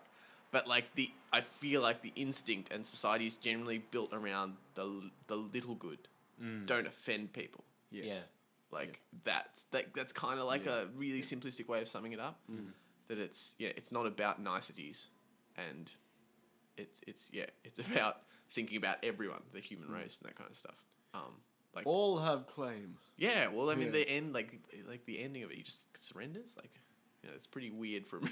Like, it just kind of peters I out. reckon that would have pissed off a lot of American audiences. Well, it pissed off me when I watched the theatrical cut because they didn't earn it. Yeah. It felt like they were going for something, and you just didn't get it. I was like, the battle just ended, and you just gave up, and there wasn't that establishing stuff. And like some of the kid, Yeah. her son, he's cut out of the theatrical cut. Yeah. And like he's so crucial not only to her character arc but to the whole vibe of the movie. Like the sort of through line and the repeated arc of him after Edward Norton's great turn as the king, and then it turns out that the kid has leprosy as well. Like, it's so tragic. And what a cast for a movie like Eva Green, Orlando Bloom, Liam Neeson, David Thewlis, Edward Norton, Jeremy Irons, Brendan Gleeson, Michael Sheen. Yeah. And Ghassan Moussaoud, who plays Salahuddin.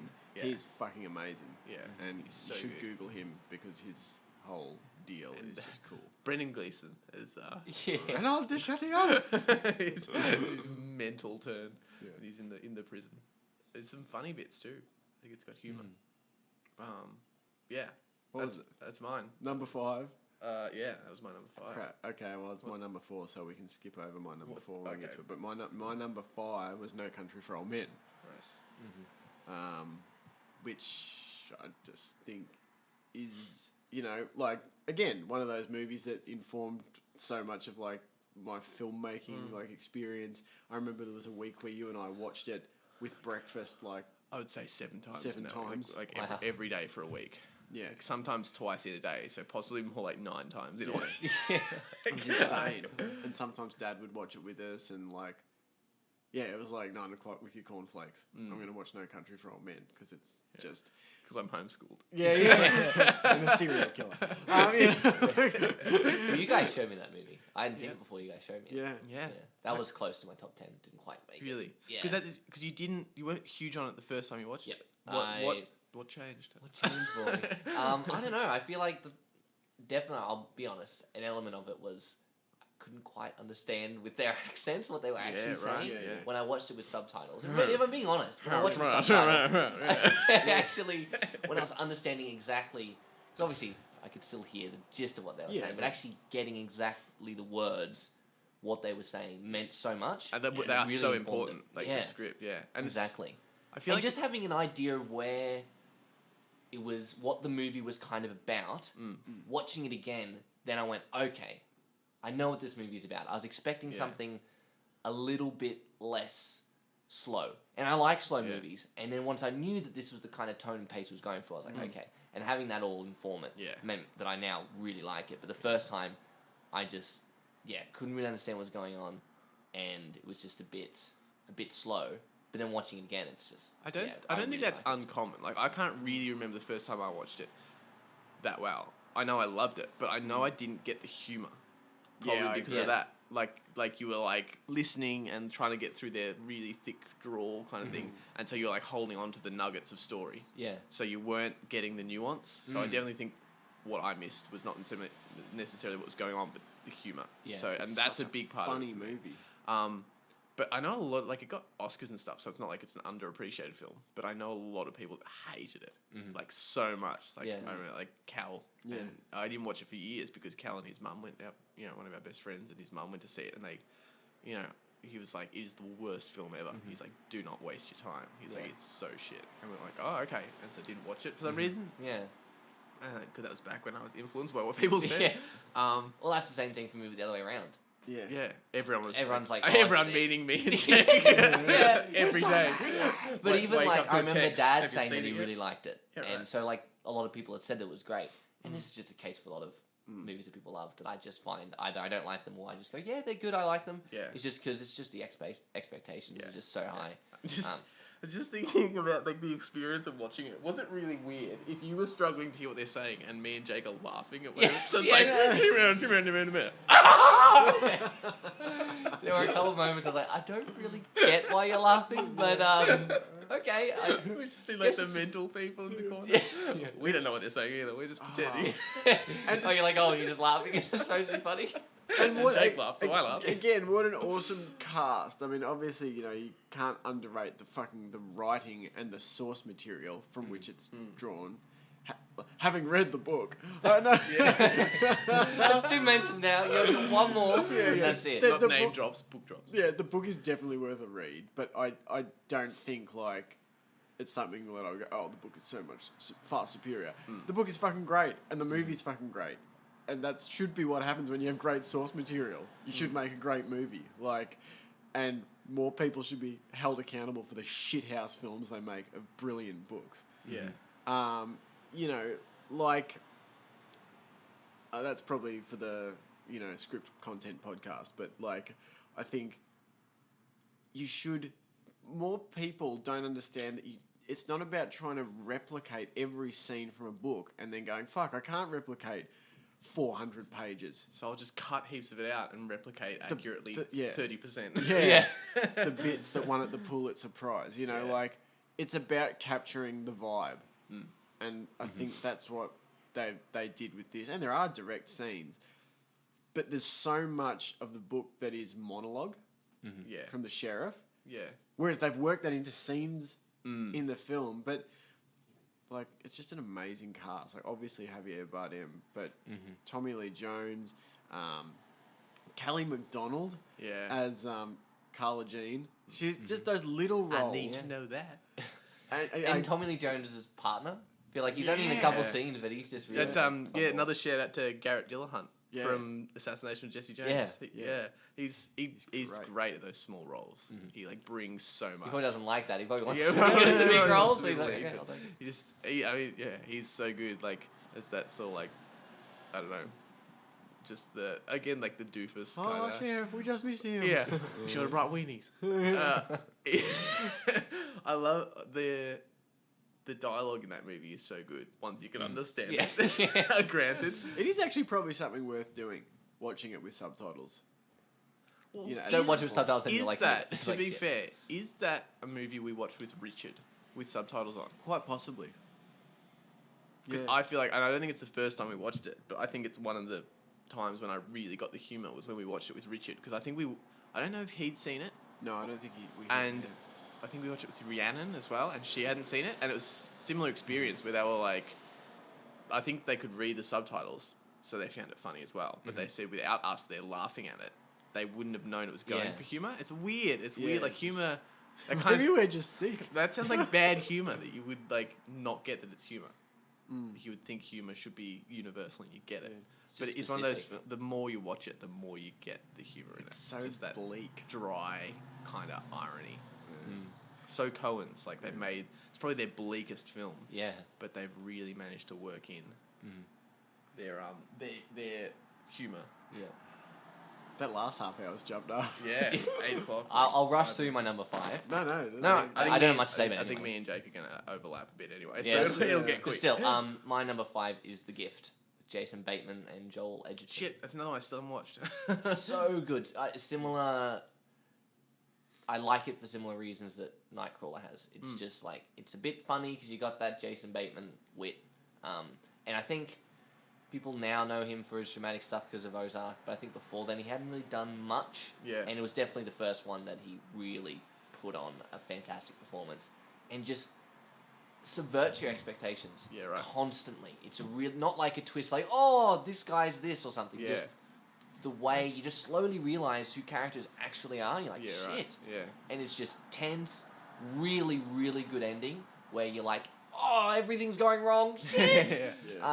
I love it, and it made me a Joel Edgerton fan. Both as he plays one of the characters, and he's a really good actor in it. Yeah. And you don't really see him, like one because he's got contact lenses, so he looks a bit different. Yeah. But just the way he performs, Yeah, it's right. really good. And then his direction is just Jason Bateman's in it as yes, well. Yes. and yeah.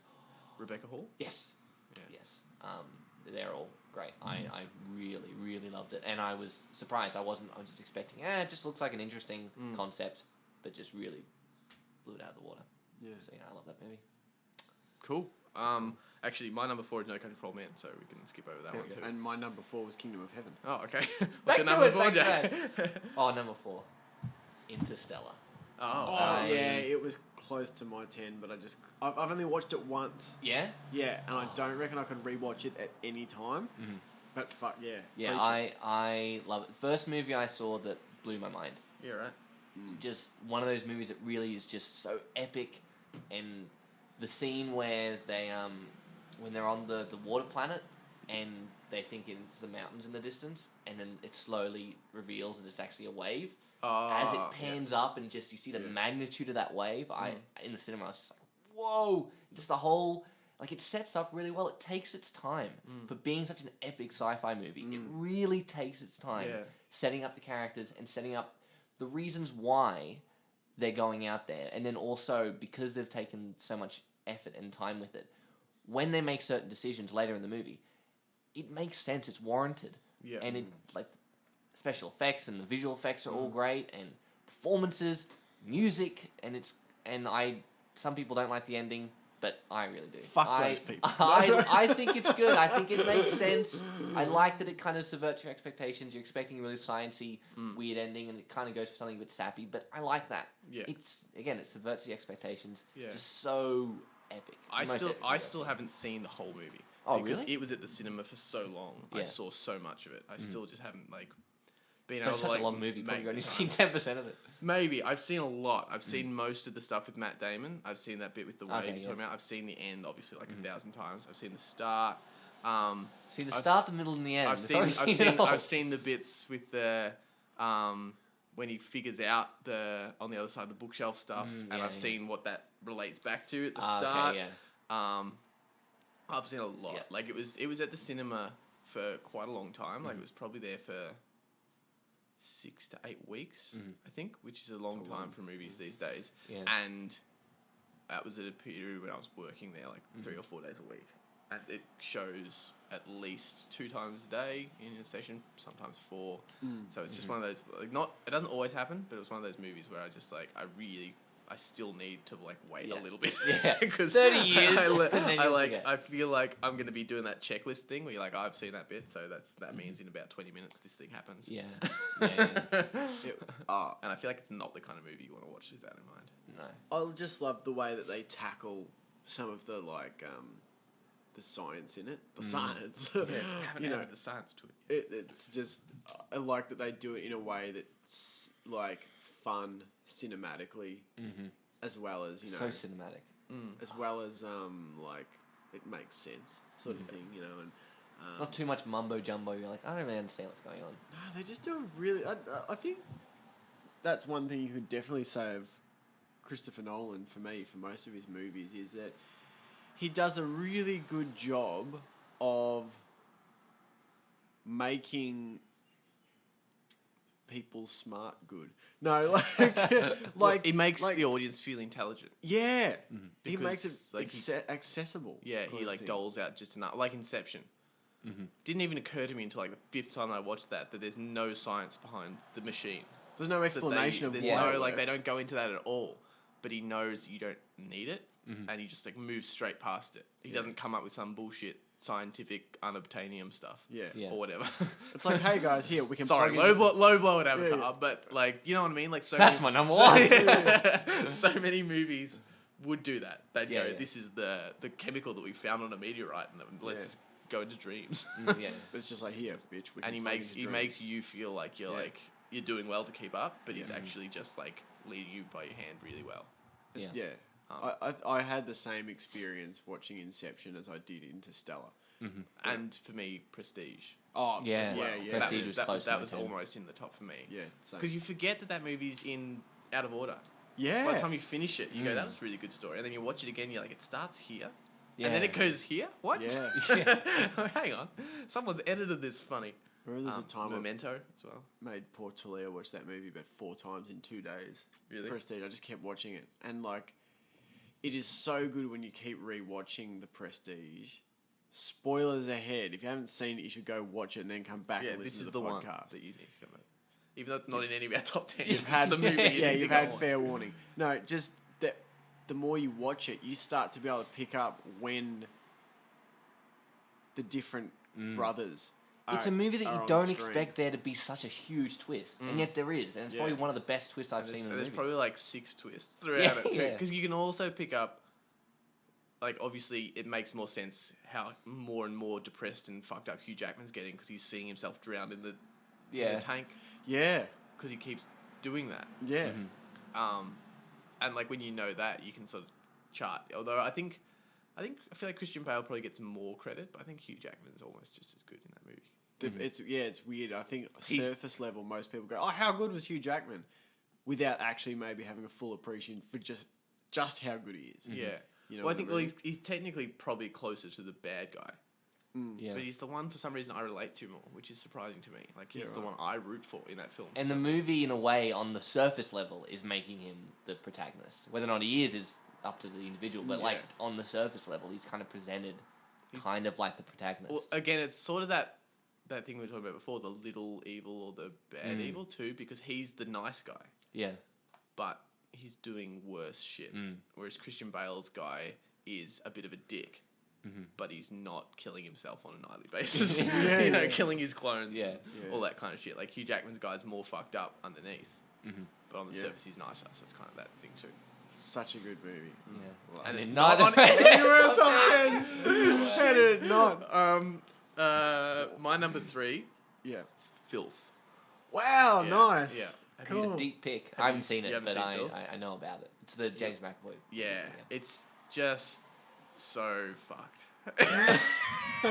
I love it. I love it so much. Like it's really hard to watch, but I could watch it whenever, and I've probably watched it like a half dozen times, which is a lot for a movie with a lot of That's so fucked a up. lot of effed up shit.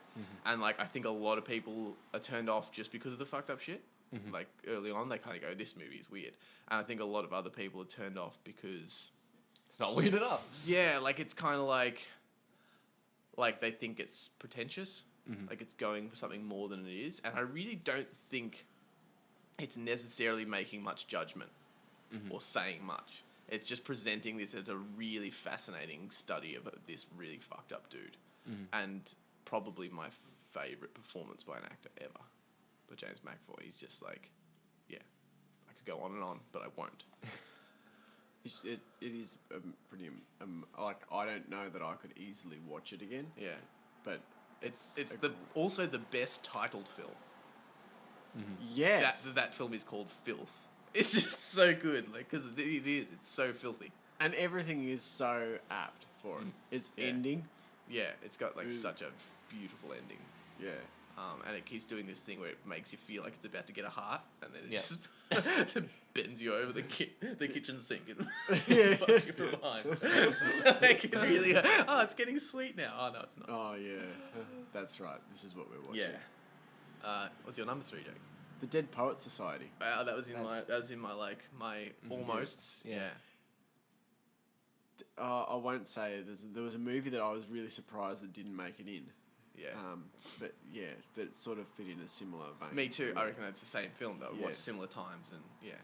But Dead Poets Society for me, I could watch it whenever. I have watched it whenever. It's a movie I often watch if I'm feeling shit. Yeah. If I'm feeling depressed, I find it really, which is odd because in some ways, you know, I mean, It's quite sad. one of the characters. You've seen it. Yeah, yeah. Yes, you know, and I watched The Truman Show for the first time the other day, which is the same director. Yes. It's just obviously Robin Williams is amazing in it. There's a great script to screen comparison video of him doing the scene where he's trying to get Ethan Hawke's character to say his poem in class. You know, where he starts talking about Uncle Walt and all that on the wall, and so and Robin Williams. Sort of, you can see if you look at it side by side, the script scrolls, the scene plays. Like, he ad-libs away, and he does so much. It's like what you and I talk about, Sam, with scripts of, like, sometimes you don't want actors to just take the literal wording of what's on the page. And he does such a good job in that scene of just making it better. Yeah. Like, the script's good, but he just changes a few things as he's ad-libbing. Yeah. And makes them make sense to him as well. Like, Yeah. like if the actor understands something and says it, it's always going to be better than the actor just saying something they don't understand. And the scenes, there are so many scenes in it that I think are amazing. Most of them involving Robin Williams, but not all of them either. There's some great stuff, you know, with Robert Sean Leonard and Ethan Hawke, and just that whole collection of young guys do an amazing job. Obviously, the "Oh Captain, My Captain" standing on the desks at the end. But there's a few bits for me where Robin Williams recites some poetry that I think are just really amazing, and I think like I'm so glad to live having watched a movie like that with an actor like that. All those parts just seem just to slot together. Yeah. It's just such a good film. Yeah. Yeah. Anyway, All right. love My it. 3 is probably not weirdest, but like movie you wouldn't expect because I don't think anyone even likes this movie. Like actually, like really likes it, and it's The Secret Life of Walter Mitty, Starring, I haven't seen it. starring I and still directed haven't by seen Ben it. Stiller. Yeah, right. Yeah. It's just so inspirational, and I think people don't like it because it's a bit over the top and a bit like sappy, and it Yeah. has no like they see it as a How bit. dare it fake. be positive? Exactly, like so what if it makes you feel good and inspired to How step dare it. outside the mold and and it's really easy to get into. I think anyone can like it. I feel if they just go past that, yeah, it's a bit over the top at times. It's a bit, sappy and whatever. But if you can just get past that, it's just so fun. It's enjoyable. It's inspiring. Music choices are great. It's directed really well. You really relate to Ben Stiller's character. And it's like Kristen Wiig's in it, and Yeah. she's really great. Adam Scott? Yeah, Adam Scott Yeah. has just a really you just hate him. Yeah, You just really hate him. But he just does a really great job, and it's timely. It's the main thing I always go back to is just so inspirational, and Yeah. it's probably the most rewatchable movie for me. I have watched it like maybe 5 or 6 times, and every time it's not the kind of one where you find something new every time. It's just never gets old. Yeah. I always the same beats. I get the same feelings. It's just so. Yeah. Start to finish, just really fun, inspirational, really gets your heart pumping, but in a good, positive way. It's just such a positive movie. That's the same sort of thing like I would say about Dead Poet Society. I don't think I get anything new out of it, but what I get out of it continually is what keeps bringing me back. It's like, oh, I know what I'm going to feel when I watch this movie. Yeah. Yeah. And the cinematography in that movie is really good. Like, Yeah, Walter Mitty. like a lot of it is set in Iceland. Yeah. And it's just looks so beautiful, especially on Picturesque.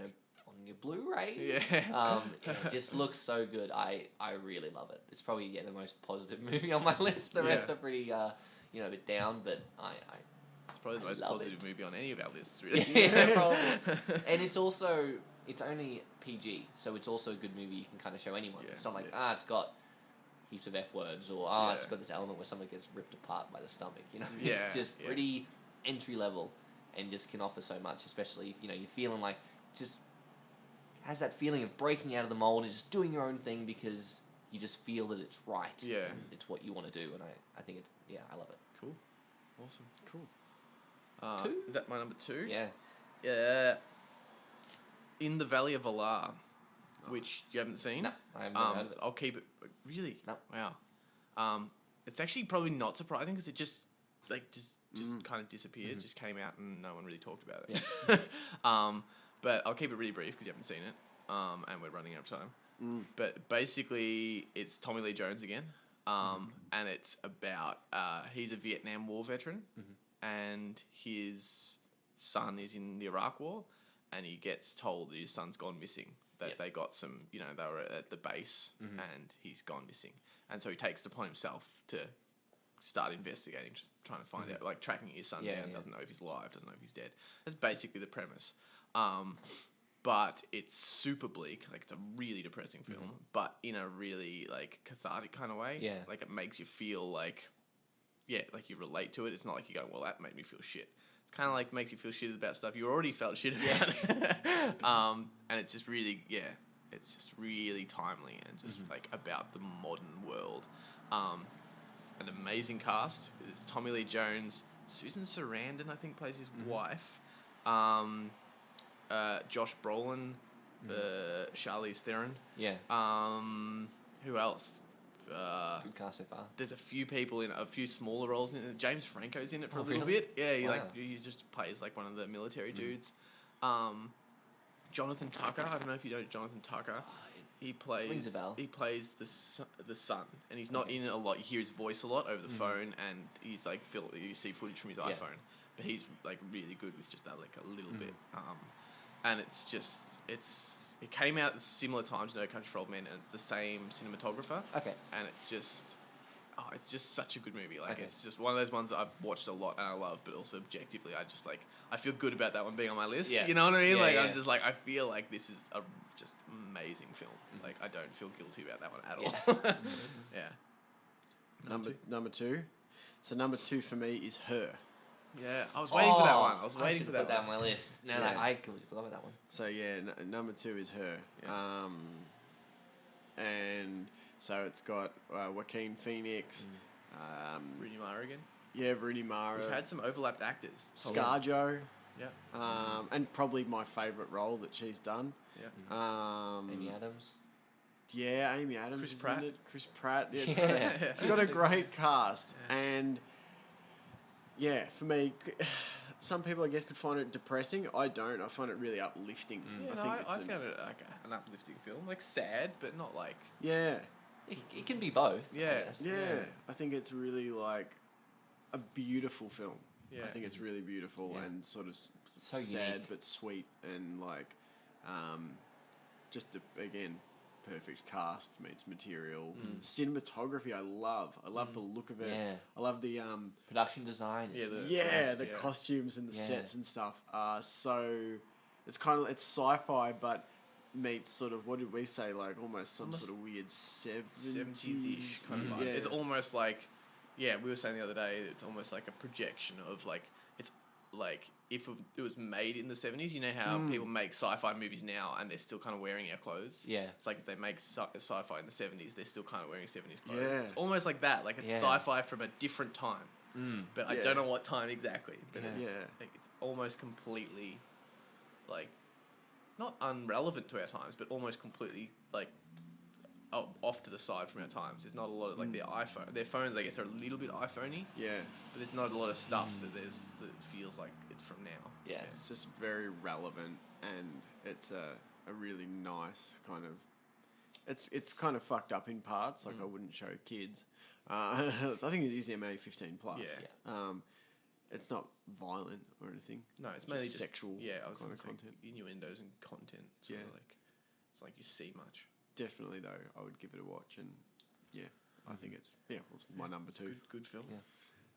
My number 2 is Alien from 1979. The original, First one. the first one? Yes, Yeah, yes. nice. Another movie that kind of just blew me away, that I knew nothing about it except that I thought I would like it, And and there was probably an alien in it. yeah, exactly. I had a suspicion that it was like science fiction. Yeah. But I was like, oh, this seems like a classic movie that everyone loves. But I didn't really know much about it. I didn't know what the alien looked like. I didn't know. Wow. No, That's cool. I That's didn't. cool. The only thing I knew, and I think I might have told you guys this, before I watched Alien, there was this awful kids movie that came out called like Planet 51 or something.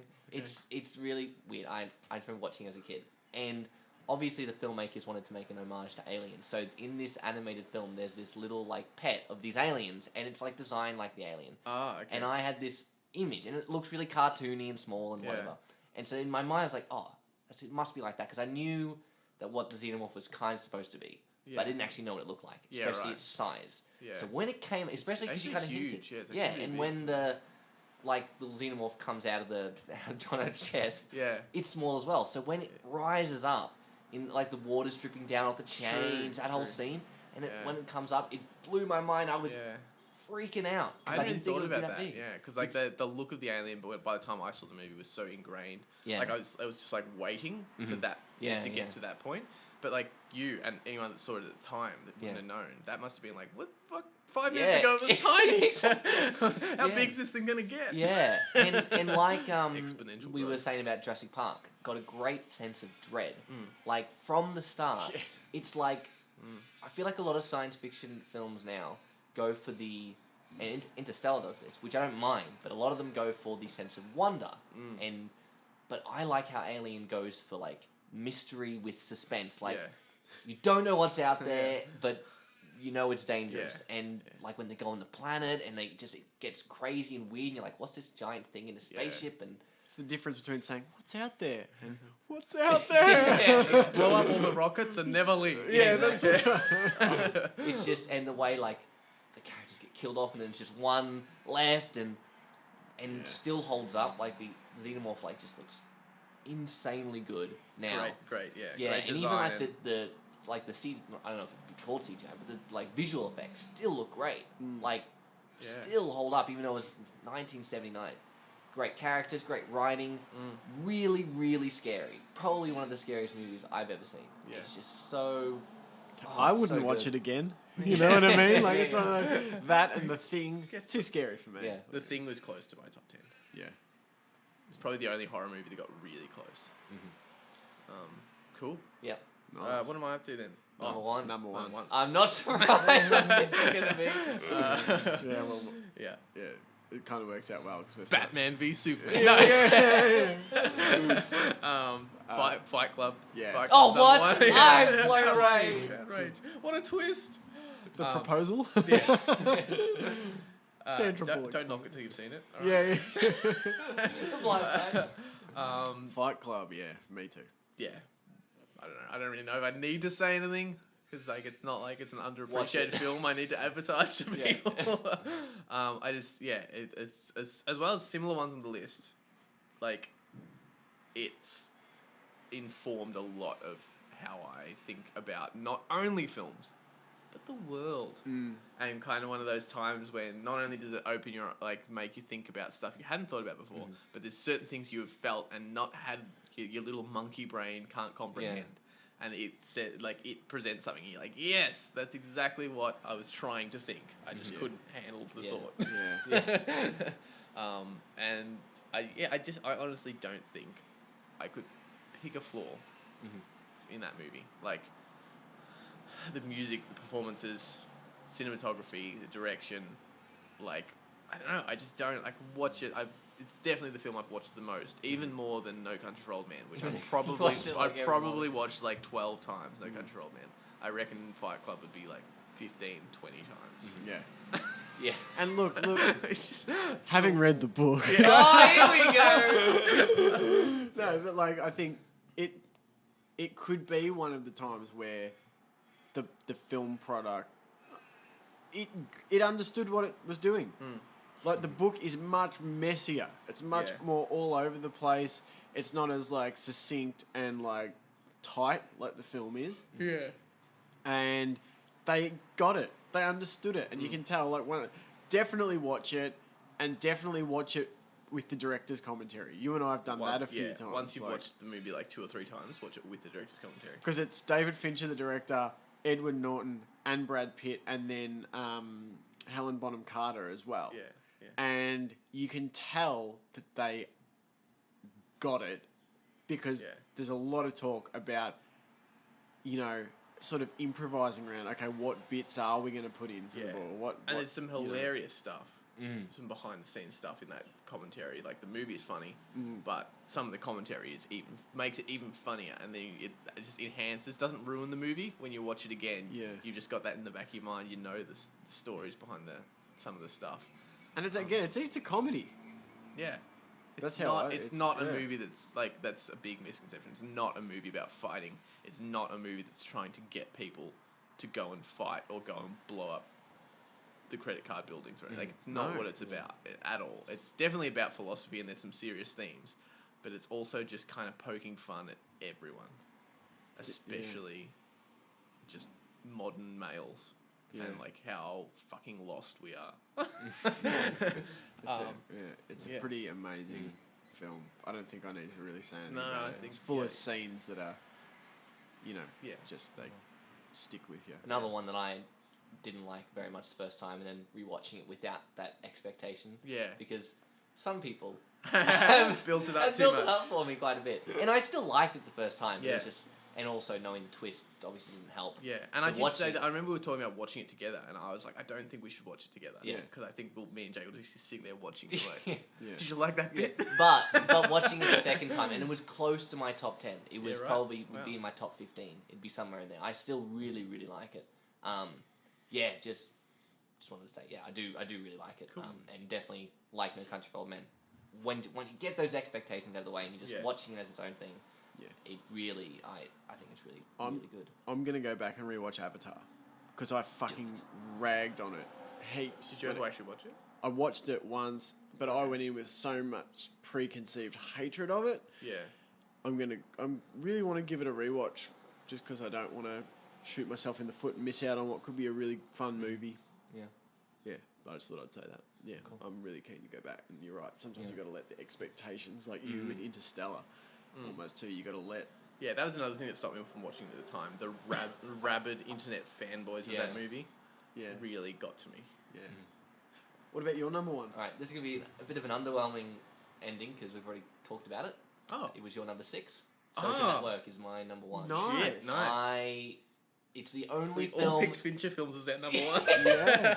It's the only film I've ever watched that I cannot understand why people don't love it. Yeah. I cannot find a flaw. Or won't watch it. Yeah, Like, I don't get it. just And it's watch like it. even the rest of the 9, I can at least see why people don't like them, Yeah. or even see faults in them, but they just don't affect me. Like, yeah, that's true, but it doesn't affect me, or I just don't agree. Yeah. But I can see why.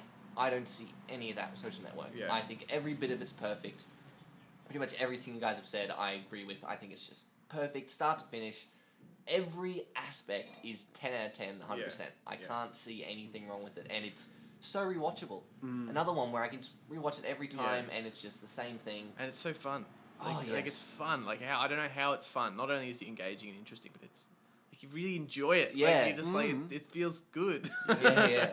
And I kind of feel the same with Fight Club. Fight Club's the only movie that I struggle to have objective debates with people. Like other movies, Kingdom of Heaven, whatever, you know, I can kind of talk about and go, oh, this Fight Club for me is like that. I just don't understand when people don't like it. I get really, it's really personal to me. Yeah. I just don't understand it. I get, Yeah. It's definitely my kryptonite as far as objective debates. Yeah. But Social Network is it's incredible. It's such a good movie. Yeah. And probably probably most of these have informed my filmmaking, but I reckon this one the most. First movie I watched where I was like, wow, I want to really see how they made this. And the writing and everything. It was so... Because it came out at the same time as Inception. Yeah. Like within a week of each other.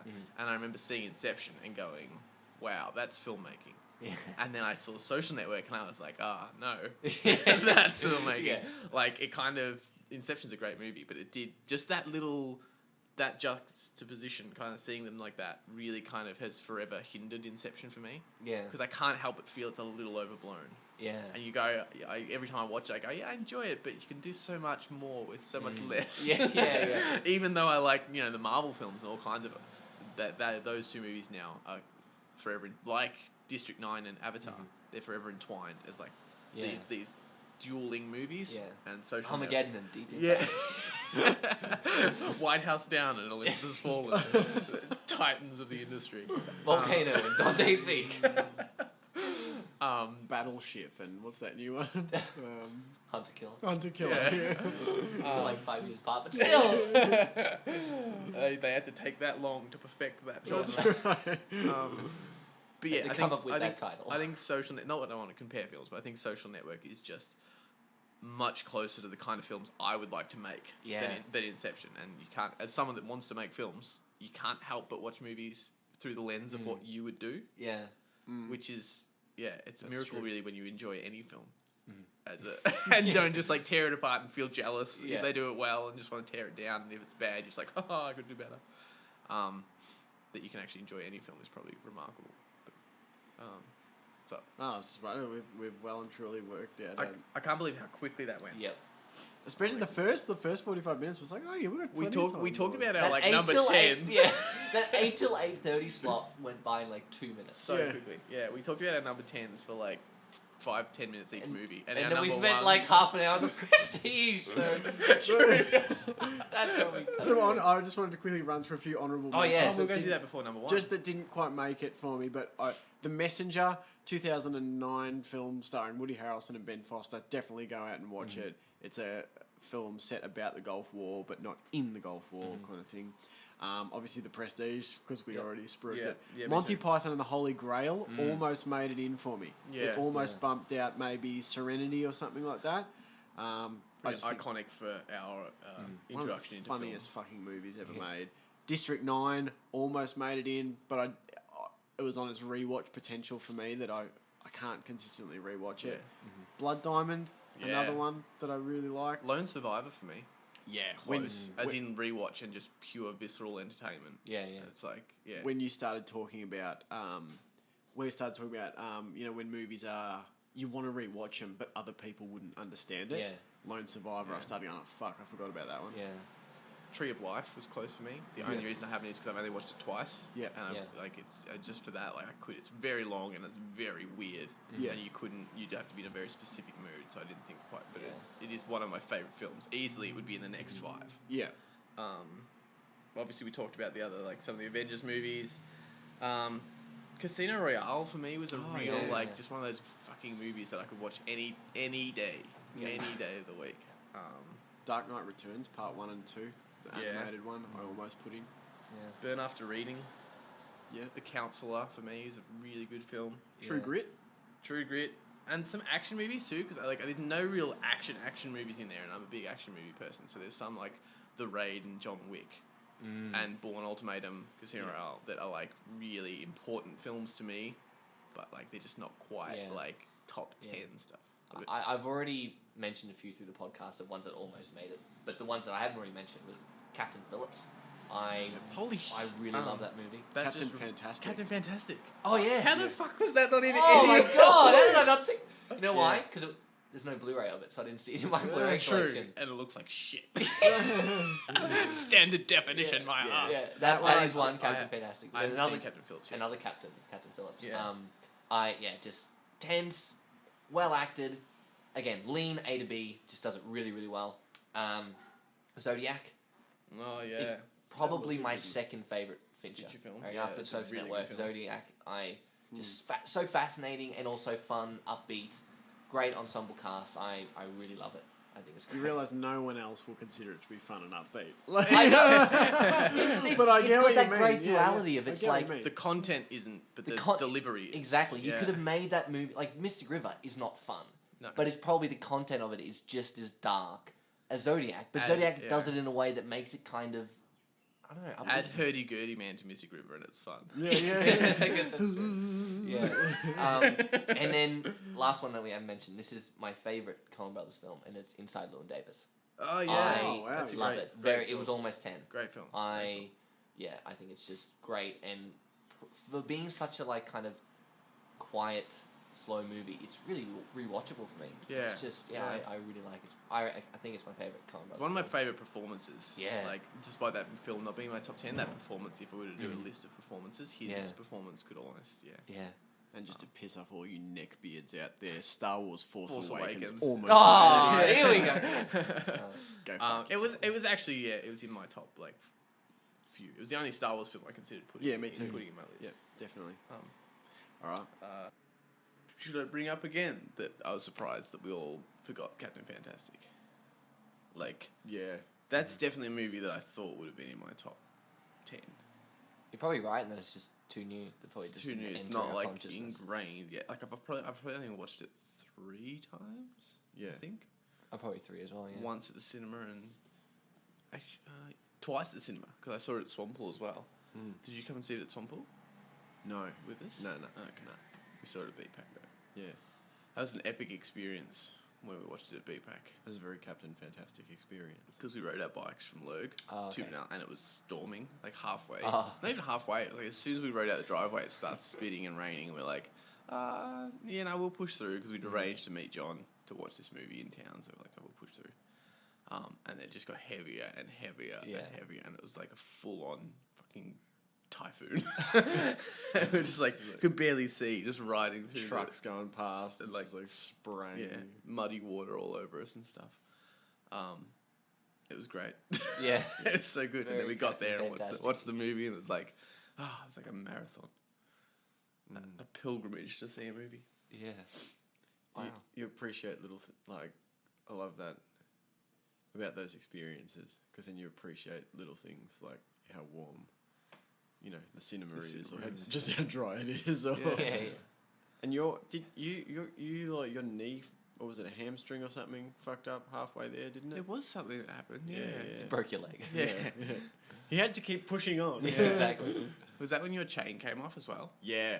Your chain came off at the overpass And then it would come off every every few meters. Don't seem like any good omens to go and see No, a movie. yeah. But it's a great movie. Taking signs. Yeah. No, it's an amazing movie. Like I probably just haven't watched it enough times yet to put it in there. Yeah, it hasn't withstood the test of time. I think it will. Like I think it'll be up there with like the Good Will Huntings and the Dead Poets Society kind of movies. Well, wasn't Viggo Mortensen like nominated for an Oscar, or was it a Golden Globe? One of them he got nominated. It was like the only kind of notifying thing that the movie got. He got nominated for some big award, but didn't win. I can't remember if it was a Golden Globe or an Oscar. It could have been an Oscar. I have a feeling it was. I reckon you're right. I'm sure I was maybe I was just annoyed that he didn't get nominated, but I know I was annoyed he didn't win. Yeah. But it could have been just that it was announced that he wasn't even like in the running.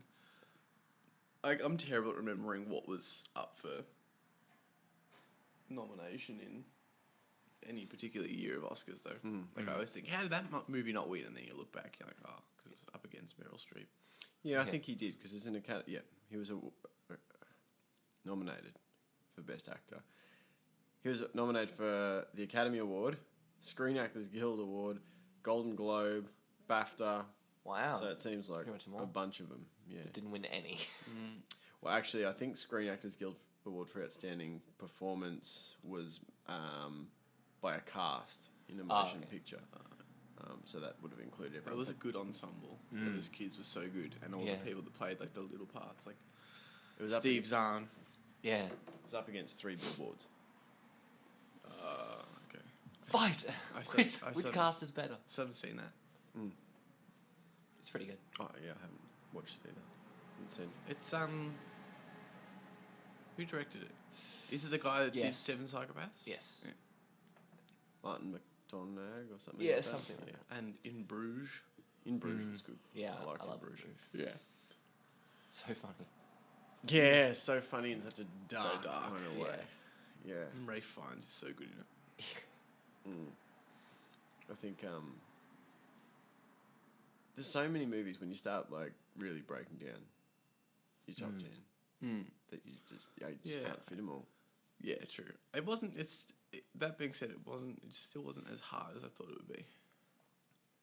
I think just for me, getting it down to 10, finding like getting even top 15, but just getting that 10 was difficult for me. Yeah. Because then it became like this thing of, now all these movies aren't part of my top 10 that I Yeah. thought would have been. Or even like putting one at Questioning 10 myself. feels mean. Yeah. You're like, oh, how do I put that movie? But it's number 10. Yeah. like Yeah. of like 1,000. Think Yeah. how many movies you've watched Yeah. in your life.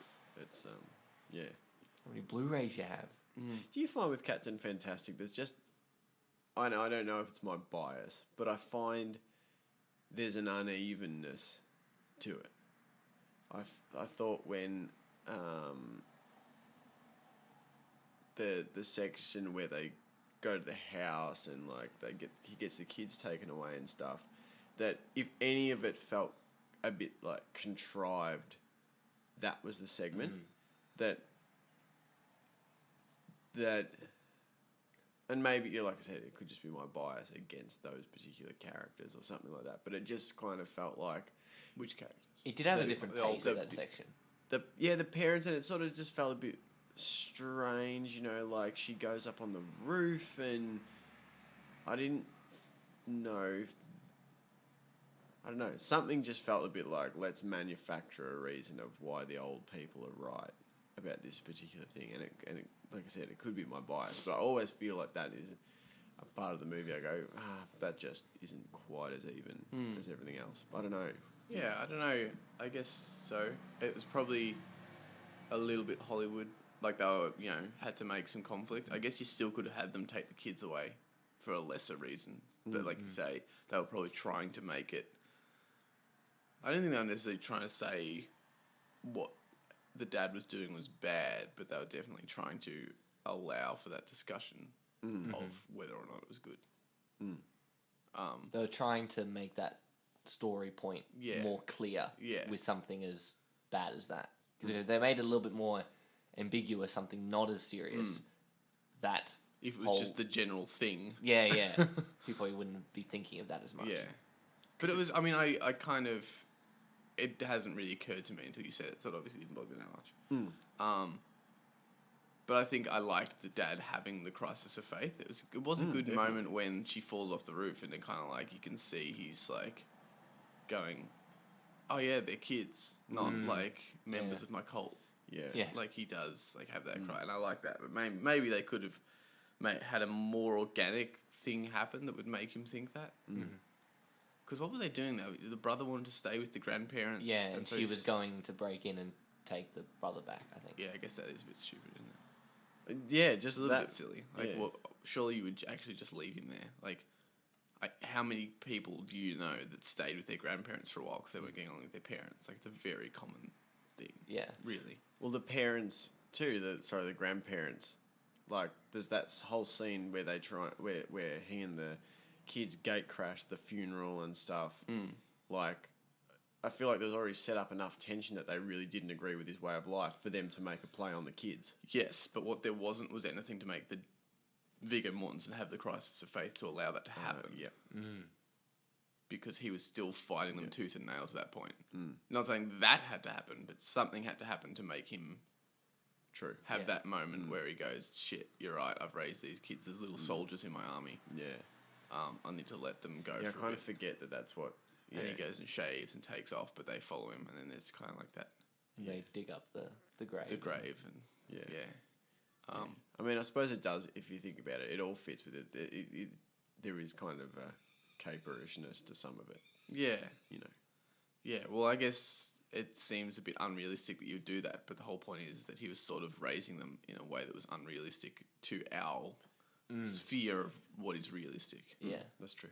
He was teaching It's all just them kind of to heightened knife for the fight movie. and- yeah. Yeah. And did you, like... The ending's quite, like... My read on the ending, I don't know if it's the right read on the ending, because my read was that they still didn't get sent to school. They were still living a very alternate life. They just, like, made it a little more pleasant. And the whole comment about the school bus was a joke. That's, I didn't think that until Jake mentioned it, and then I Yeah, rewatched it, and I was I like, had okay, the that same. makes more sense. Yeah, Just I because think the first time it just... you take That it- was in the back of my mind, but I just took it as what yeah. it was. But until Jake mentioned, I was like, oh yeah, Yeah, it that was kind the of same. makes I didn't think of it really. makes more sense that way. I think, because when I first watched it, it was the only thing I had really an issue with. Not that I didn't agree with the ending; it's just I didn't like how it didn't really pay off. It felt like an odd Yeah. way to end it. It kind of went against what the previous couple scenes were trying to say. Yeah. If they went, oh, okay, now we're just going to go to school completely. Yeah. Whereas it makes sense more that they kind of find a bit of a compromise, like you Yeah. said. Because if they were going to try and squeeze, because I mean the whole movie is more or less fiercely anti-school system. If they were gonna squeeze in a bit of like, actually it does have a place in society, surely there would have been a much better way to do it than just have them suddenly all Yeah. going to school. Like you would think that maybe they could have written in that the older kids would. Maybe the older kids are looking like the two girls. Or maybe Yeah. wanting to meet some people and stuff. So, Yeah. like, maybe you could have ended it with them going to school, but the little kids still stay home with dad and do the homeschooling. Yeah. So that's what makes me think it was like a little, I don't know. And if it was actually a joke, like him making a joke, like the school bus is here, it's such a friggin' homeschool parent joke. Yeah, I know. Mum used to say that every morning that it drove past. You know, like yeah, school bus is here, kids. You know, to I've go. just heard quite a few people when I've said that. They've said, well, they've got like the lunch in the paper bags. Obviously, they're going to school. But I've had lunch in paper Yeah, bags. Like, that's not yeah. a school thing. That's just... That's just structure. Yeah, exactly. It's kind of like him going, oh yeah, I'll take some bits from the school system of we'll make the lunch in the morning, we'll have the routine, we can all stop and have our lunch and go outside and play for recess. Yeah. Like, yeah, I don't really see that. Because I think there's more evidence that they're not, if the lunch bags is the only reason that they are going, I they're think definitely not in uniform. well, yeah, they're not in uniform. I guess it could be a private school, but where the hell do they get that kind of money? And they sit there for so long. Yeah. And they actually smile when he says the school bus is coming. A couple of them I look at think him that's and the like main scrunch thing for their me nose is up. when you have that in your mind, that pause that they're waiting there, to me, that's like not actually what you're seeing, but what the movie's kind of saying by having them wait that long to me Yeah. means that they're not. Yeah. Just the way that it's put across, the music stops and you're just looking at them live their life, to me that Yeah. means that they're 'Cause staying. You could have that same ending with them going to school. Because they could have all gone, okay, grabbed their lunch, kissed you on the cheek and gone out. And then the music stops and he's sitting there. Yeah. Also peaceful. And like, if that's what they were going for, why would you end it that way? I mean, there's for argument's sake, to come back from the other way, maybe they're in a private school because they compromise with the grandparents. Maybe the grandparents are paying for their education because, you know, sort of trying to meet in the middle. He does mention at one point in the movie that he did, like, because they bought that property, didn't Yes. Could have sold the property and made some money. I don't think he'd make enough money to then buy that property that they're living on at the end and pay for kids' education, because surely he would have to have got a job. Is it a different property that they're living on at the end? Yeah. Really? Well, either that or they logged it. Yeah, okay. Because it's like... Here comes the law, right? It's like... Yeah, they need more needs. Yeah. It was... it's like a farm. Okay. They go to the So how'd they get there? chicken coop. My theory was that they sold the property and, like, bought the new one. Yeah. Because the other thing, too, about all the kids and that, like, if you were going to say that, you know, they all had to go to school in the end because blah, blah, you know, you would want to provide examples of ways in which they were, like, the way I look at it, the kids they had different issues and things, right? But I think every kid has issues. And the key part of the story is really them, particularly the older ones, and just different members of the family separating their identity from their dad. The older boy ends up going, I want to travel. Yeah. And so that's kind of the central realization, I reckon, for the dad, is not that he's wrong to do what he's done, but that he has to let go. Yeah, it's not sustainable for, like...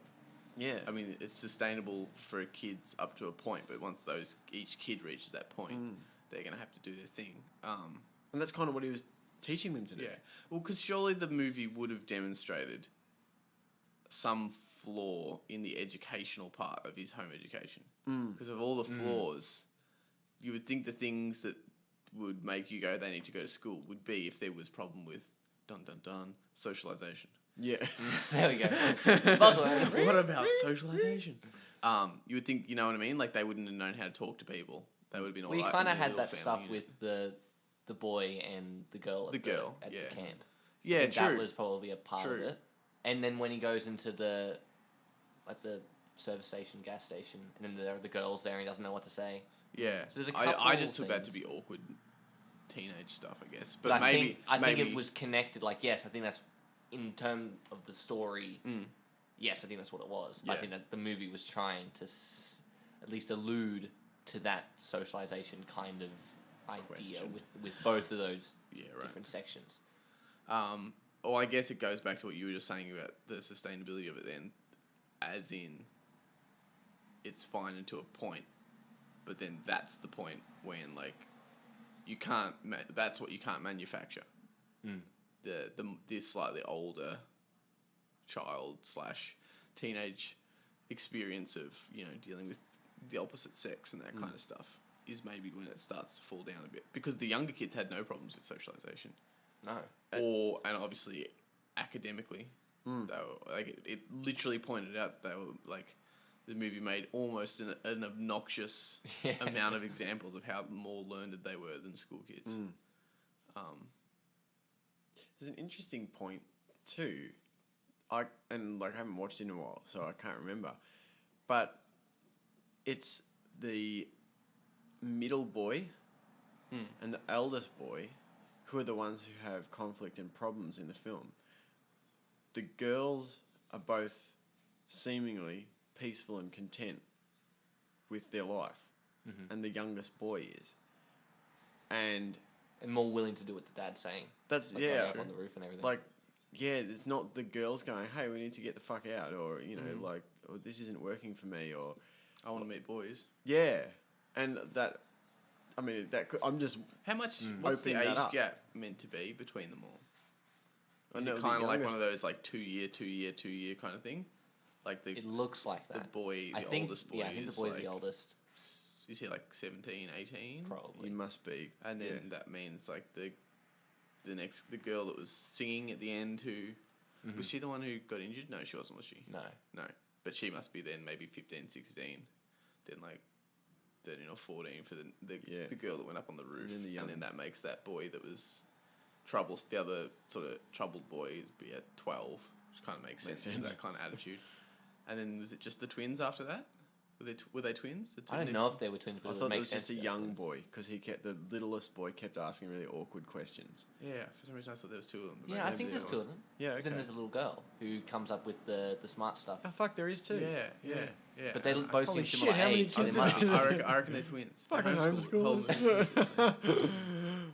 Yeah, no, it's interesting though, like just the dynamics, I guess, that you would have the eldest boy and I suppose the 12-year-old's kind of like, well, he's not really a middle child. There's a bunch of them that are middle children, Yeah. but like, I suppose you don't want to do that thing where you're like, oh, is it making a comment about this sort of character or that? Like, Maybe. I think Could just probably be from a filmmaking coincidence. point of view, it probably just felt natural that if it's a single dad, yeah, have him have problems with sons. Mm.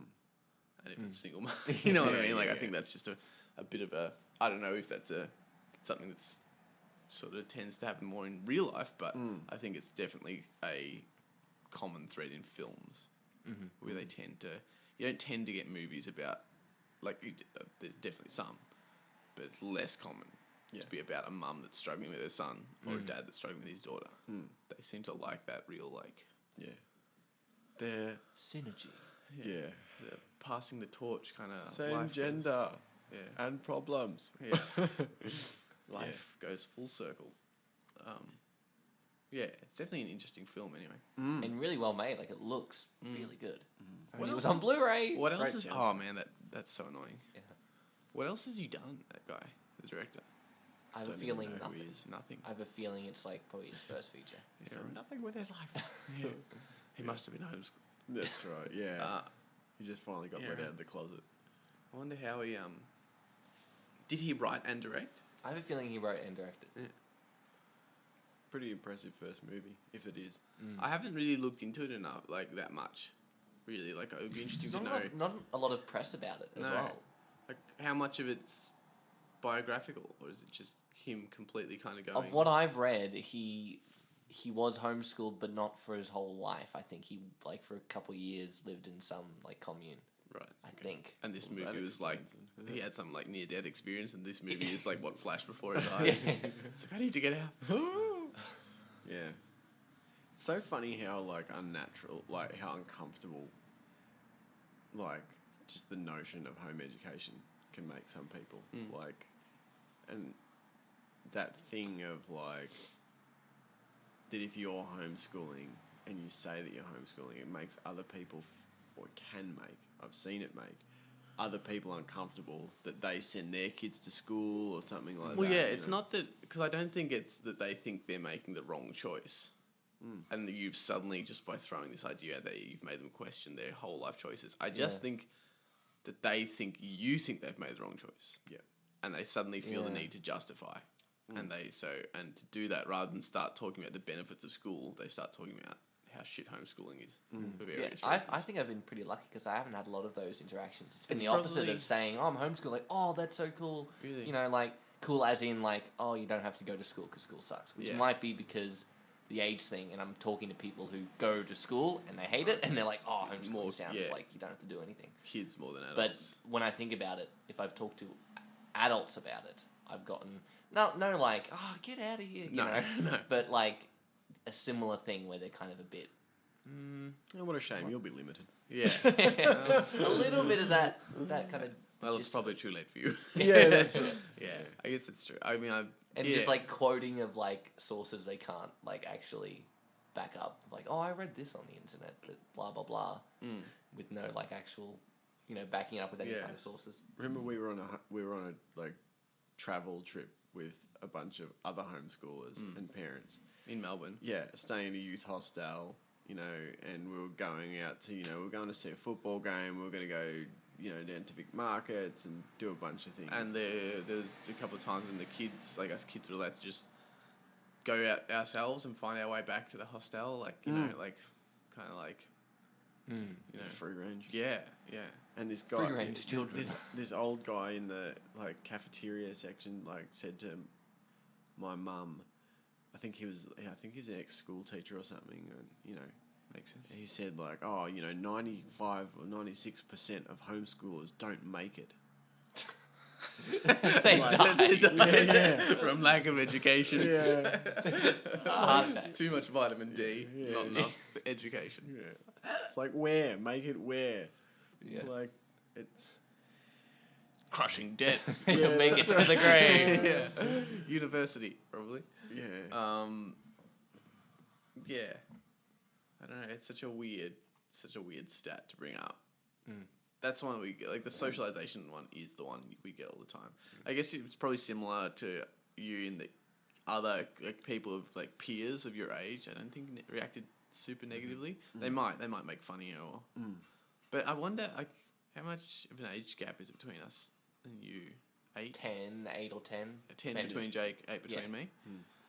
That doesn't seem like that long, but I guess it might actually be enough that homeschooling has started to like get a little bit more Yeah. Like normal. like and- in the especially because there seems to be a lot of celebrities that do it nowadays, which probably helps. Yeah. Like and like kid actors and that kind of stuff, homeschool and that sort of thing. But I feel like we used to get ridiculed a fair bit. Like when we do those. I just didn't when talk we- to anyone. I had no friends. my Maybe they were mine. my socialization was fine. If I had friends, I could have talked to them. I just never found them. Yeah. I mean, how do you get friends? How do you have them? What website do I visit to get friends? eBay friends. How much do they cost? Too much. Yeah. When we used to go out and do activities like try and get that socialization, like go to soccer and that, there would Get out always and get that. there'd always be that one friggin' snotty nosed kid that wants to, pick on you for it. Yeah. Or there'd be ones that just had really weird misconceptions, like they'd be like, "Oh, so your parents are rich." No. Like, oh, I got told that only rich people can homeschool their kids. Yeah. Or the girl who asked if we had a bell in our house. A bell in the house. Yeah, she's like, that was her big concern. She's like, "What you do school at home?" I'm like, "Yeah." Do you have a bell in your house? Or What the hell? didn't care about any of the other stuff, but that was really like, how do you know when the Yeah. class is done? How do you know when the things are going to occur? The bell doesn't go, so you just stay there like forever. Well, yes, it's our house. That's kind of when you know that like the programming is deep. How will you know not to? Yeah, how will you know when to move off if there's no bell? Yeah. No signal. And we definitely got asked if you had to wear uniform and stuff by a few kids. I kind of get Wow. that. I mean, I know it seems like a stupid question if you're in it, but Obviously, you don't know. lots of kids ask stupid questions. Especially ones that go to school. Here we go. Shade thrown. No, It's fine. I don't don't do mean that. it much. like, Oh, the best one was the drugs one. yeah. And that was a parent. When the parent asked, they was talking to mum, and they got talking about homeschooling, and the woman kind of freaked out, and she's like, "But if they're homeschooling, how do they get the opportunity to say no to drugs?" Just when you wake up and mum Mum's offers you a sitting spliff, and you're, nah. You want some meth? No thanks, mum. Well done. Tick. Well, me. I just love that this person fully thought that was the benefit of school. Yeah. You get to build up the strength to saying no to drugs. How will they know which social groups they fit in? Yeah. That's another one we've had. Well, it was even like bullying was put out there as Yeah. like a positive thing. Like, well, without bullying, how do you know where you fit in the world? How will you be crushed down into your social clique? Yeah. Yeah, I am. You make an interesting point of that unless I'm just lucky, but I haven't had that kind of, not constant, but I've only had a couple in my life of instances where there's been a bit of kind of like raised eyebrows. resistance. Yeah. Yeah. I don't know if It feels to me pretty constant. Like there was a lot, but I don't know if that's just The like socialization question is belligerently. even when like Probably if you ask my mum, she might have more experience. It might just be Probably. me. I only hung out with homeschool she people. shielded you from it. Yeah, exactly. Yeah. When she was talking to people, Jack, go away. There's people here. And that's when people ask, but what about socialization? He's fine. Jack, Look at under him. the stairs. He's socializing with the flowers. It's it is a weird like experience, I think, I mean, and it's a great like I have no like No regrets. no regrets, No regrets at all. Yeah, like I think it was the right thing for me. I've seen other kids, other people thrive. I mean, humans are adaptable. Obviously I enjoyed it and, have now chosen to homeschool my kid. Like, Yeah, well, you're brainwashed though. yeah, that's right. I'm fully There's no hope for you. I don't know. It just feels that always felt normal. It always felt less, and that is a cultural thing within the culture of our family. It feels quite normal now. Did you guys ever go to school? Or was like Jake, I did homeschooled grade from the prep. start? Yeah. Yeah. Yeah, I had a lot more schooling. I had quite a few. Never high school. I've never gone to high school, but had quite a few primary school years. Yeah. Okay. In Queensland. Yeah, right. Where it was kind It of on got and us off. early. Yeah, but it was interesting. Like I've had like the kind of homeschooling where it's pretty much school, but at home, where you got the workbooks and the times you do it for this. Yeah. No bell, but still, Uniform? you're working.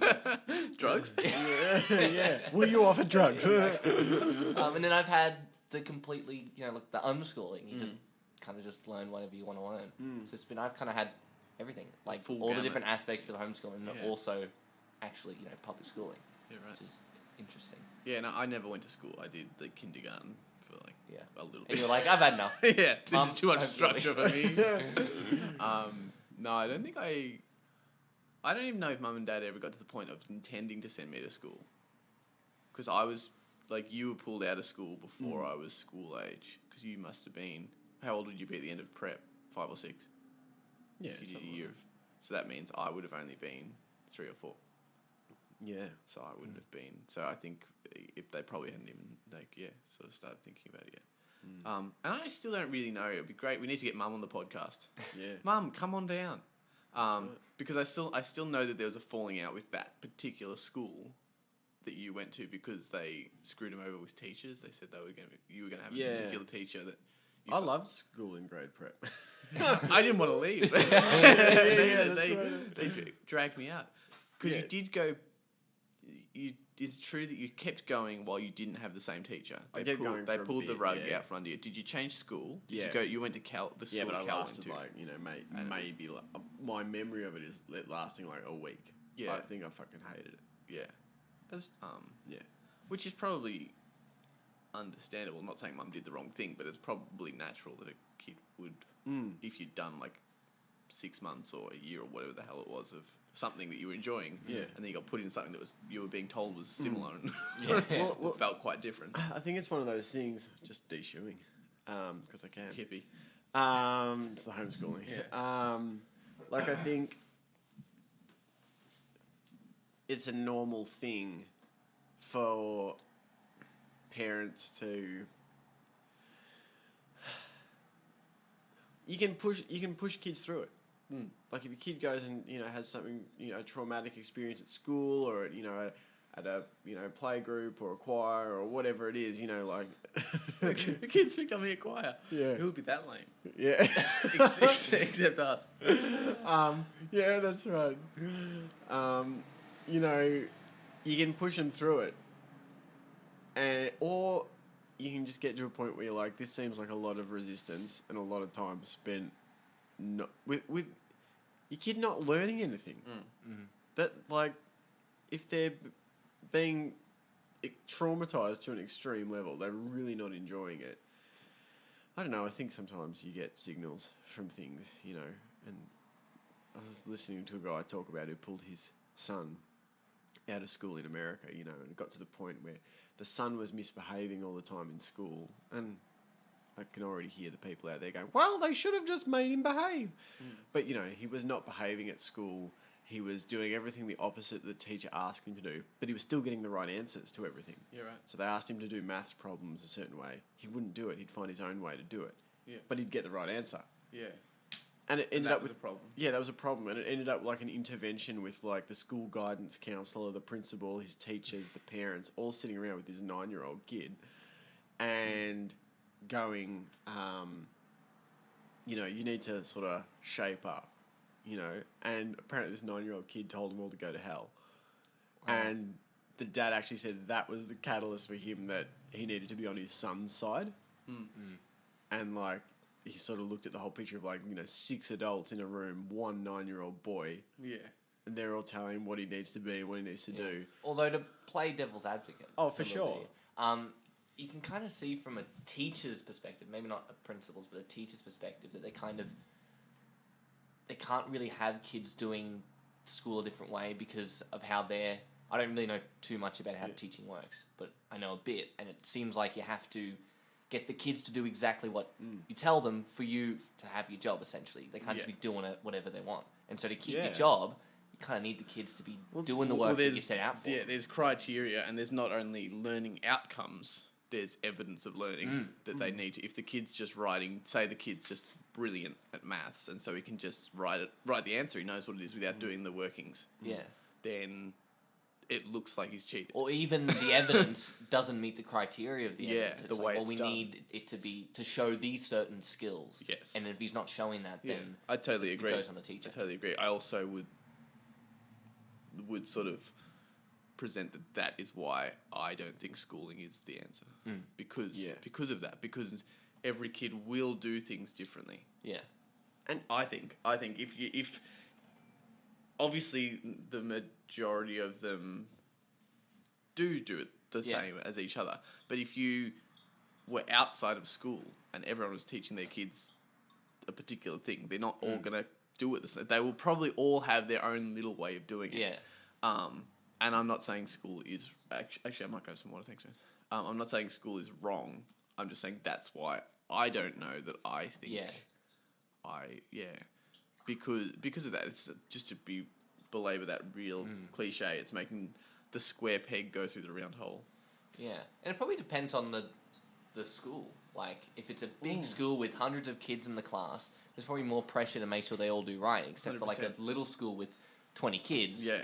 Which is what I did most of I had 1 year in Wang with, you know, semi-big school. Yeah. The rest were all a small town, 20 kids in the whole school. Yeah. You know. Wow. And it's probably a lot less pressure.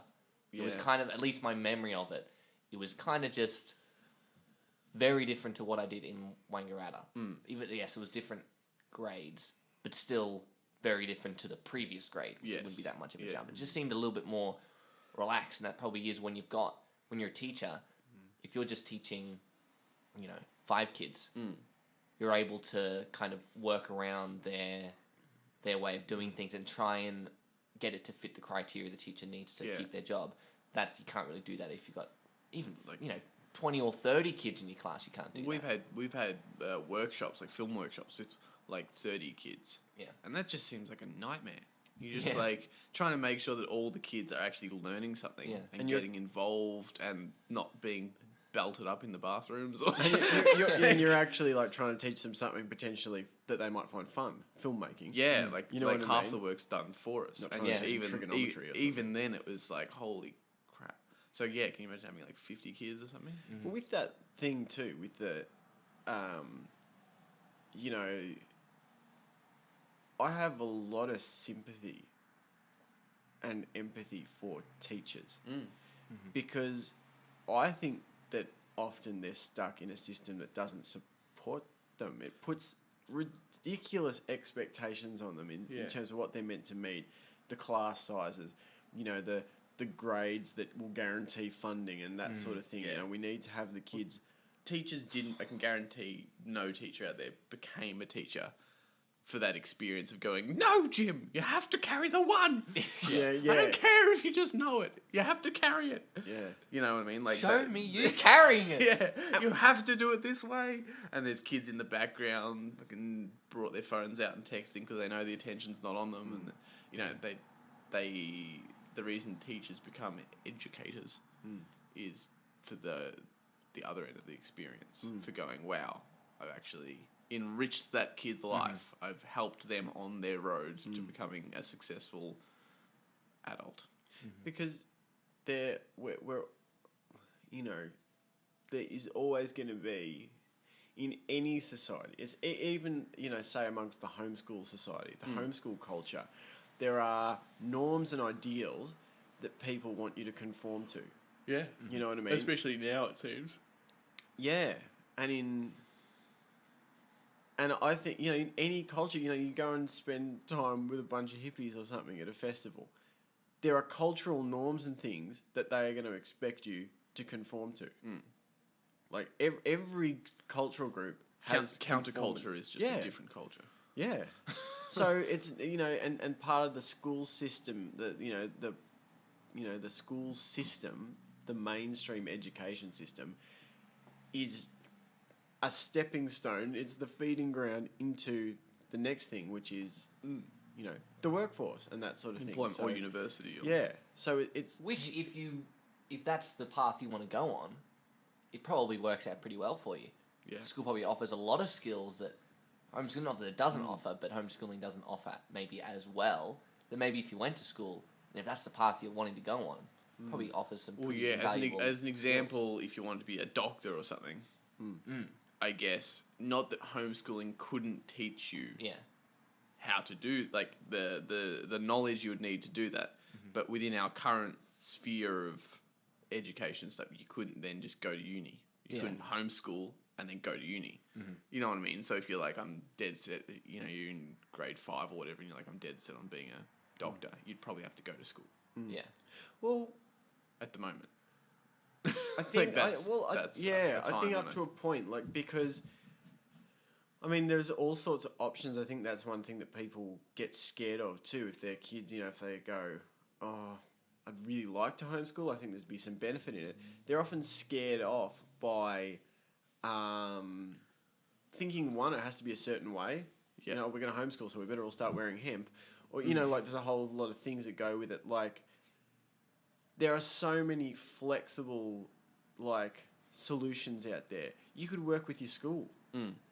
You know, if it's the school environment that's not suiting the kid, you can work with your school and have them go in once or twice, or not at all, and you're still teaching a curriculum, you know, or you could do Steiner school, or you could do some sort of eclectic thing you could do online, like, and then there's those stepping stones, the adult education centres that you can go into. I just think, like, you're right. You're not going to homeschool someone to become a doctor, as in you're not going to be able to teach them Right up to doctorate. being a doctor. Yeah. But I think all we're talking about at mainstream school is we want to educate them enough that they can begin their life. Yeah. You know, we want them to be able to read, write, you know, do math, have a basic understanding of science. And I think it's reflected in our system. We think that when kids walk out at 18, that they're done. Yeah. They're adults now, they're good. And so many kids walk out feeling like they should know. They should be done, yeah. But you know, you're No. 18. Jesus Christ. Yeah, but you were like- homeschooled. Exactly. Well, that's true. Because I was homeschooled and didn't go to high school until 18, I was able to, even though I didn't finish this course until it was a bit after 18, but still, I essentially had two Cert 4 qualifications of two separate careers done by the time I was 18, essentially, and had a job. Yeah, well, you would have been the same, wouldn't you, Jake? Yeah. I think what did I do? I think I had Cert 4 in like fine arts from TAFE. But I dropped out of the theatre arts thing. But I did get my year 12 equivalent via the centre. Yeah, me too. I was homeschooled right up until I was maybe 15 or 16, and then when I was 17, went and did the VCAL thing and sat the exams for year 12, maths, English, Australian history, and something else. Like, and actually went to a school with all the other school kids and sat the exams, and had never been to a traditional classroom, but like, because I went through the centre and the VCAL system, they sort of had the, you know, they could do that. So I guess it's true. You don't actually have to. You know, I wonder if I was a bit more of a higher achiever academically, if I could have done something closer towards like with an eye to going to uni. I guess you could have. Yeah. I more or less just did it because I don't know, just because I wanted to prove people wrong. Really? Really, Look at this. and Look go, what I am. I can do this. Yeah. And, yeah, and like it's definitely not for me to be saying like, oh, like, as we keep reiterating, and I feel like you have to keep reiterating like, I'm not saying tear down the schools and like you know, and there's good people trying to do good work, and I've seen when we've worked in schools with the filmmaking, you've seen good people trying to give kids an opportunity. Yeah. To have a good life. I've And worked with probably really good kids, people. not all the schools we've been to, but some of the schools we've been to, probably the kind of schools where even if we were to be biased and say homeschooling is the be all and end all, the ultimate option, that opportunity was not there for a lot of those kids Yeah. in terms of just, you know, where their life seems to be at, where their situation and their, you know, the hand they got dealt, you know. And so some of the things that teachers and principals and that are doing for those kids are, you know, are great. And there's problems with homeschooling too. You know, Yeah, some definitely. people, not all homeschooling, but some people homeschool in a way that I think is, you know, to my eye seems a bit, what's the word? Crazy. Yeah, basically weird, I guess. Weird, you know.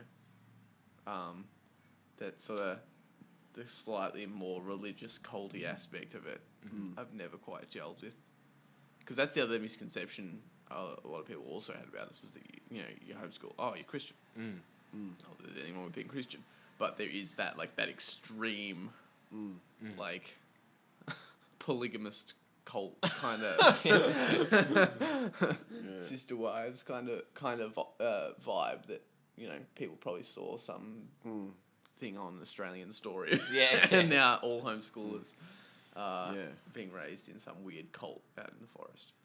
That's right.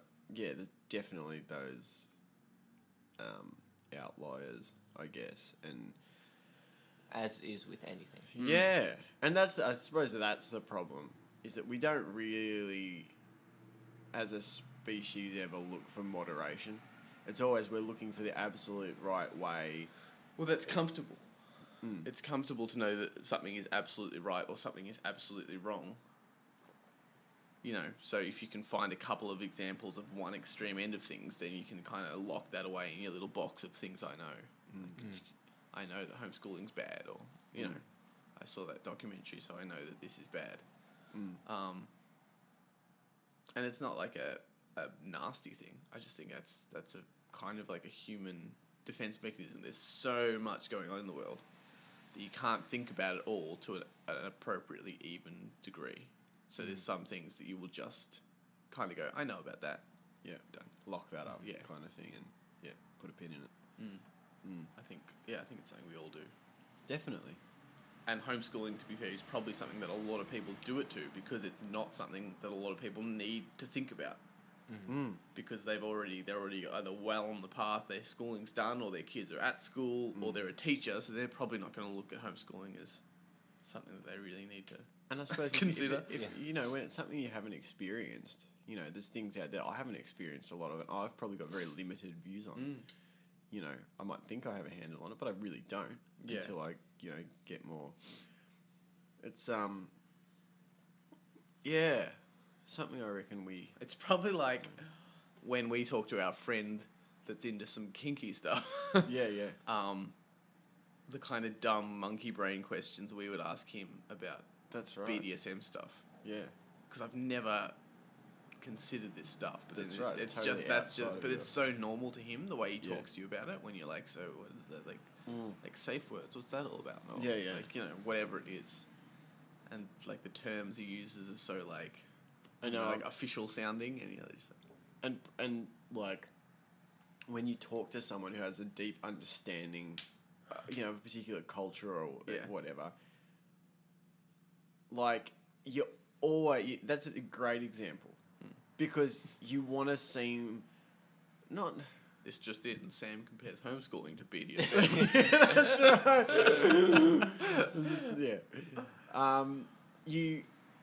That's a great example because I know I have asked those questions. I have asked the "what about socialization" question.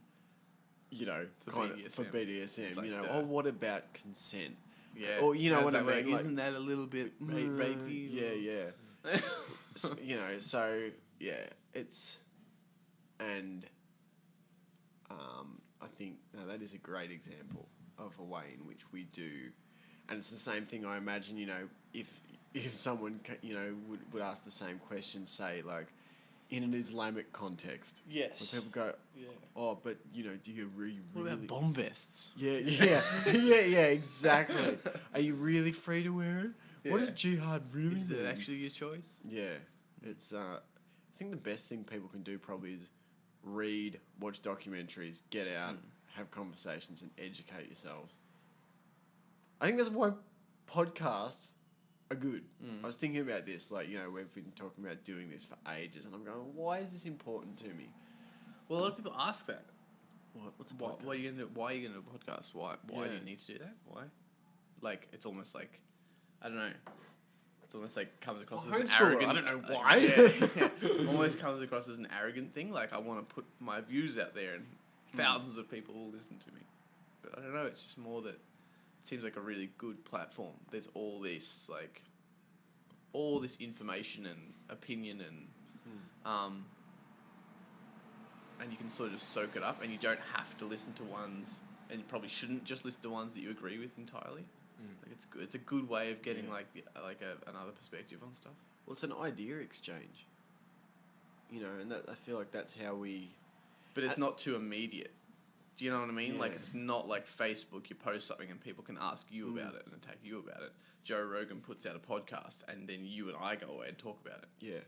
We're not like, I mean, people can comment, but we're not going to Joe Rogan then and going, but what about this, man?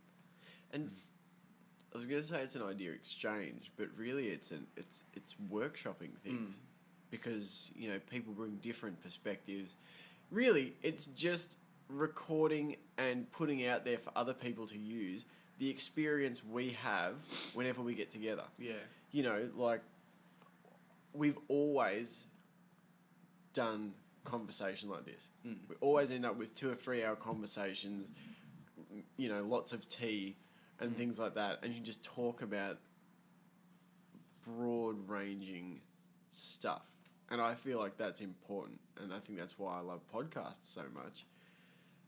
And particularly the broader and looser, the better kind of thing, because I think it just opens so many mind holes for you. You go, oh shit, I've never even thought about that, or And it's a lot more considered it in that accessible way. than reading a book or looking stuff up on the internet. It's just you can do it while you're doing other stuff. You can do the dishes and listen to a podcast. Like, it's all You very take shit while you listen to a podcast. It's all just so accessible, and the actual what you're listening to is accessible because, like you said, there's that bit of a disconnect. You can just listen. You're not actually having a conversation with someone. You can kind of have that distance, think about it, yeah. and then you can converse with other people or that same person. Yeah. But you have that distance, and you can think. You don't have to jump to rash decisions. Yeah. I Yeah, agree. no, that's true. That's true. I think, it's a really good platform, and I'm glad we're finally sort of doing it. There was a point I was going to make, and it's gone now. Can't remember if it was about schooling or podcasts or what. Both. Probably both. 2 days in a row we've done it, Yeah. which is good. Yeah, it's crazy. It'll be good if we can just get all the stuff set up Yeah. and it's there all the time in a space. It'll be so much easier just to open the door and sit down and go for it. And more controllable. Yeah. So you probably won't have microphones taped to the stand. Yeah. Just fall off halfway through the podcast. I'd say going back to Captain Fantastic. I think it's quite not surprising, but I wish it got more attention than it actually did, considering it's got a big star Yeah. and it got nominated for all these awards, and it's a great movie, and it's not like it's not really an indie movie. It's made within the Hollywood system, and yet it kind of just, except for obviously people who relate to it, in the wider, mainstream, it kind of just went away, and I reckon that's tied to the fact that there's no Blu-ray release. Yeah. The fact that they went, no one really cares about Who this gives a movie, shit, we'll just do it on DVD. Yeah, well, I mean, we had to seek it out, really, because, I mean, it came to BPAC, but very briefly, and BPAC is kind of a bit of a 4 sessions. bit of a specialist sort of cinema, and then it came to Swanpool for 2 sessions, I think, and that's it. I don't think Albury Cinema got it. Maybe they did. Wangaratta and Shep definitely didn't get it. So maybe Albury. So we really had to seek it out, because you see the trailer and you go, that looks like something that I would be interested in. So you have to sort of hunt it down. But there's a few movies like that, and that sort of just come out and you think they're going to be the next greatest thing because they really resonate with you, and then they just sort of just get lost in the eddy of the river of Hollywood. Like Don John was another one I was saying would be almost up in my top 10. Have you seen Don John? That's the amazing movie. Gordon Levitt movie, isn't Yeah, it? yeah. It's really good. Like, it's just short and simple, and I think it makes people uncomfortable, and a lot of people I know, I was quite surprised, like a lot of people I know kind of took offense to it, like thought it was really like sort of attacking certain things. But I don't know, I just didn't take it that way. I took it to be a bit like Captain Fantastic. It sort of presents things and goes, the things themselves aren't evil. It's like when you do things to a certain degree, and it's our the way our behavior around things. It's a great movie about just modern people and it's been pretty fucked up and stuff. And I did get a little bit of acclaim, that movie. Okay. But it was mostly like prior, like test screenings and at festivals and stuff. It went off, and then once it came out, it just kind of went, bleh, yeah, and just disappeared. Ran out of money. Yeah, maybe. It's probably a big part of it is just money that people have for marketing to get it out there. Well, the same thing happened with one of my favourite TV shows, Kingdom. It got essentially 4 seasons. It was 3 seasons, but one of the seasons was 20 episodes instead of 10. So, but cut it in half. So I don't know why they didn't just do 4 seasons. But anyway, It's gotta be connected, man. It got 3 seasons, and it seemed to have a really good budget because it had a good cast, and like, it was so well put together, and everything about it, they should have been able to market the shit out of. Yeah. Because it was based around UFC stuff. Yeah.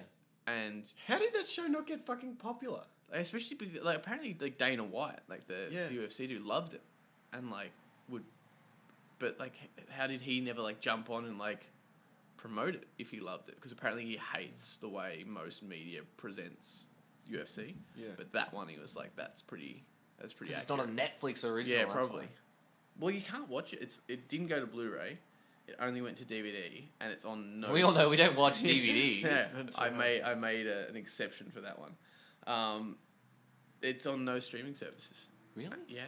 I must be thinking of a different show. I thought this was a Stan original. I must be thinking of something else. Yeah, no.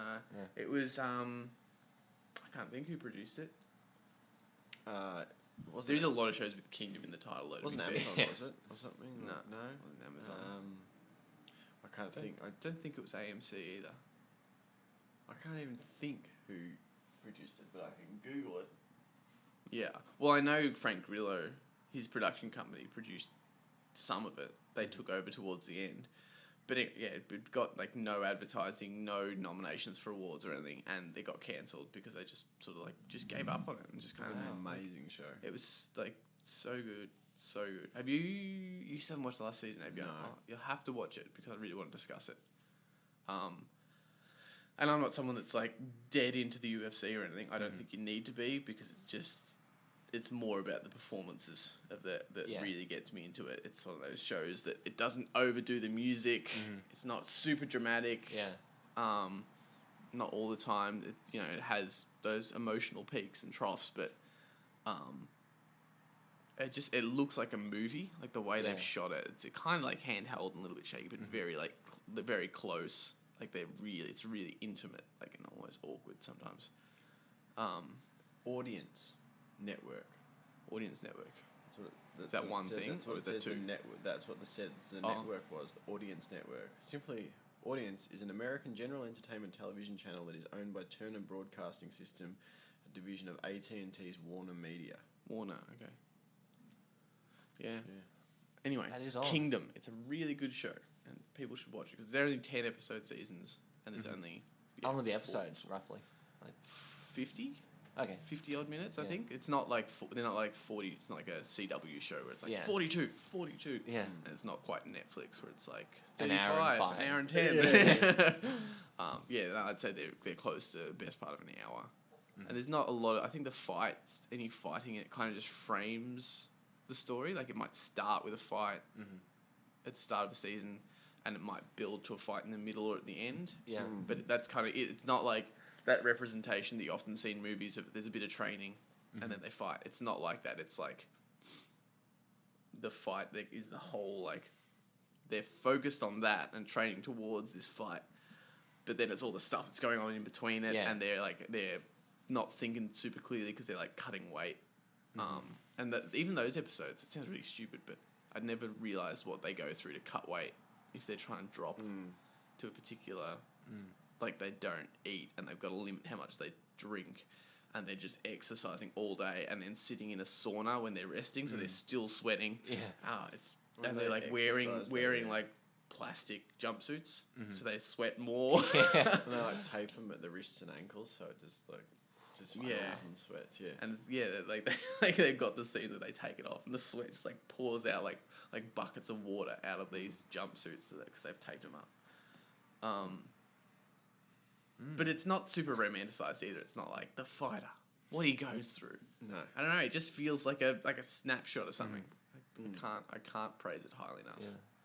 To be honest. Amazing cast. Another TV show to add to the list Yeah. of other TV shows. Yeah. Top 10 TV I was podcast. talking about that with Jack. I reckon that would be way easier for me than movies. I reckon my Do it right now. my top 10 TV shows would be just probably because you watch less. Yes. Like you Yeah, that's true. overall, even though you watch a lot of TV, it's usually the same shows on and on and on. So you'd have less in there. But I know Kingdom would be in there. Probably not number one. Kingdom would probably be number 2. Behind Spartacus. Black Sails. Ah. Black Sails and Kingdom pip Spartacus. Yeah. Spartacus was great, like at the time, but it's just not. It doesn't have the legs. Would that be 3? Be 3 probably. Probably 4 would be leftovers. Yeah. Daredevil would be in there somewhere. Maybe 5, just below Spartacus. And then I kind of feel like those top 5, and then other ones might just filter in. Yeah. You know what I mean? Like I might give like a. The Killing was a really good. Did you watch The Killing on No. Netflix? Really good detective like murder show. Right, all these shows down. Kingdom. Joel Kinnaman and don't know how to pronounce her name. Someone Mariella Enos something. Yeah. It's based on a Swedish show, Yeah. I think. Must be good. Yeah, always.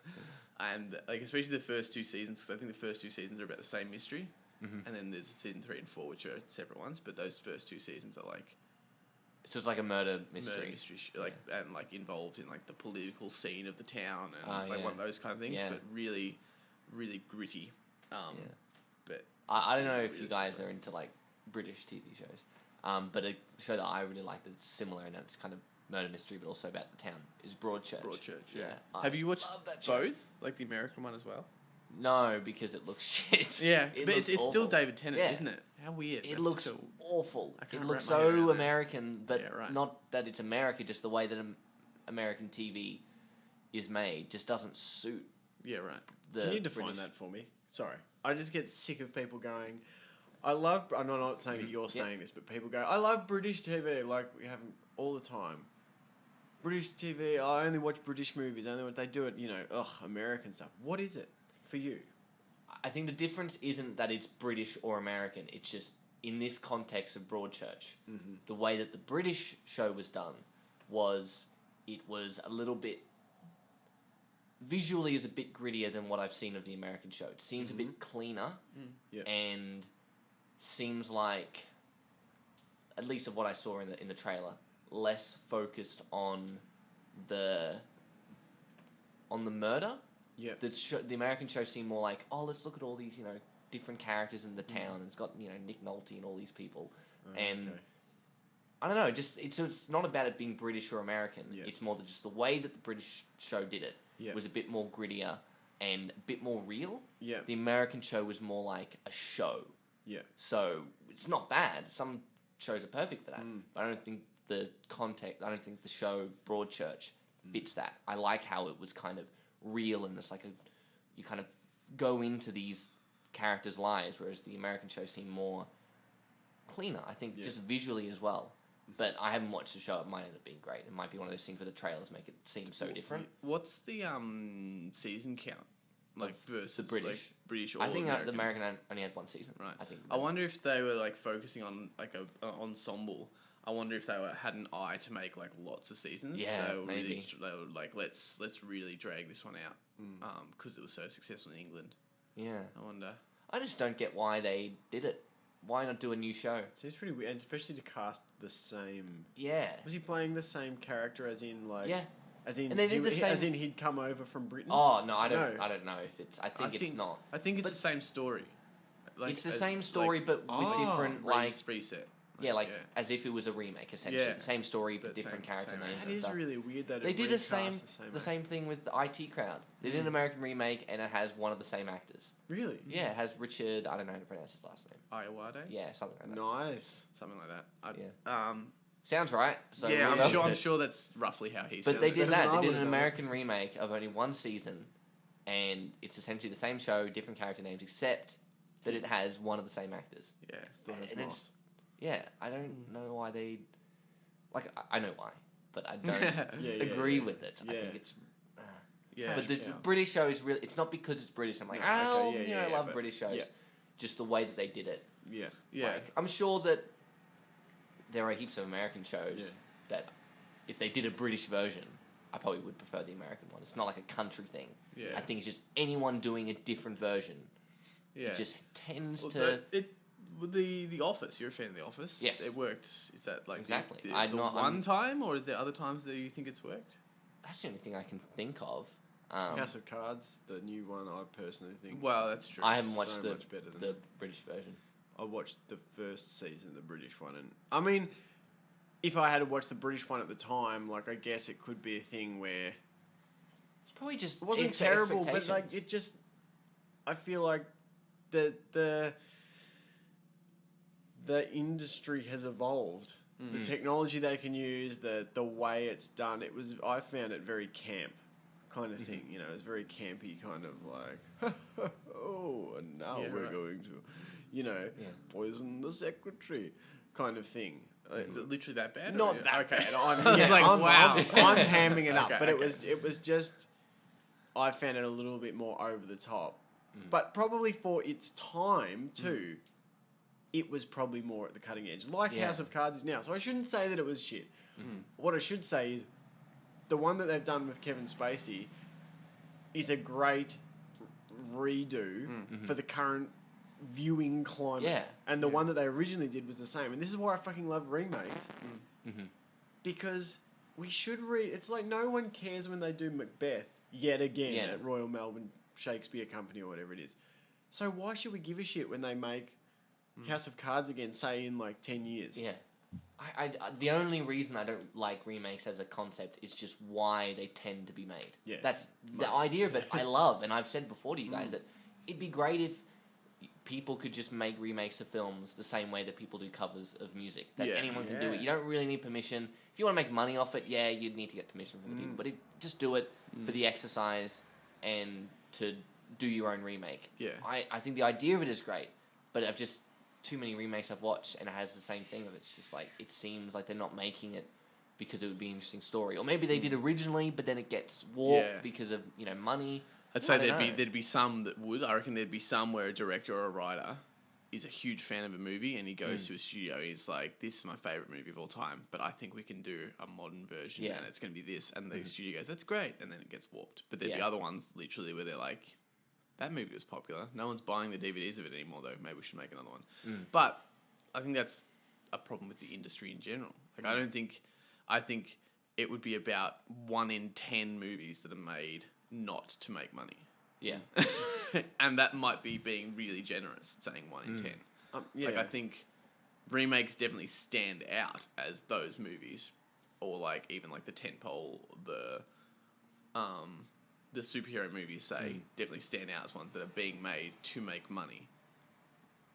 But like, you couldn't have any movies if they weren't made to make. It's a hard, You gotta have a bit of fuzzy, both. fuzzy kind of thing, because it's like, oh, they just made that because they knew people would go and see it.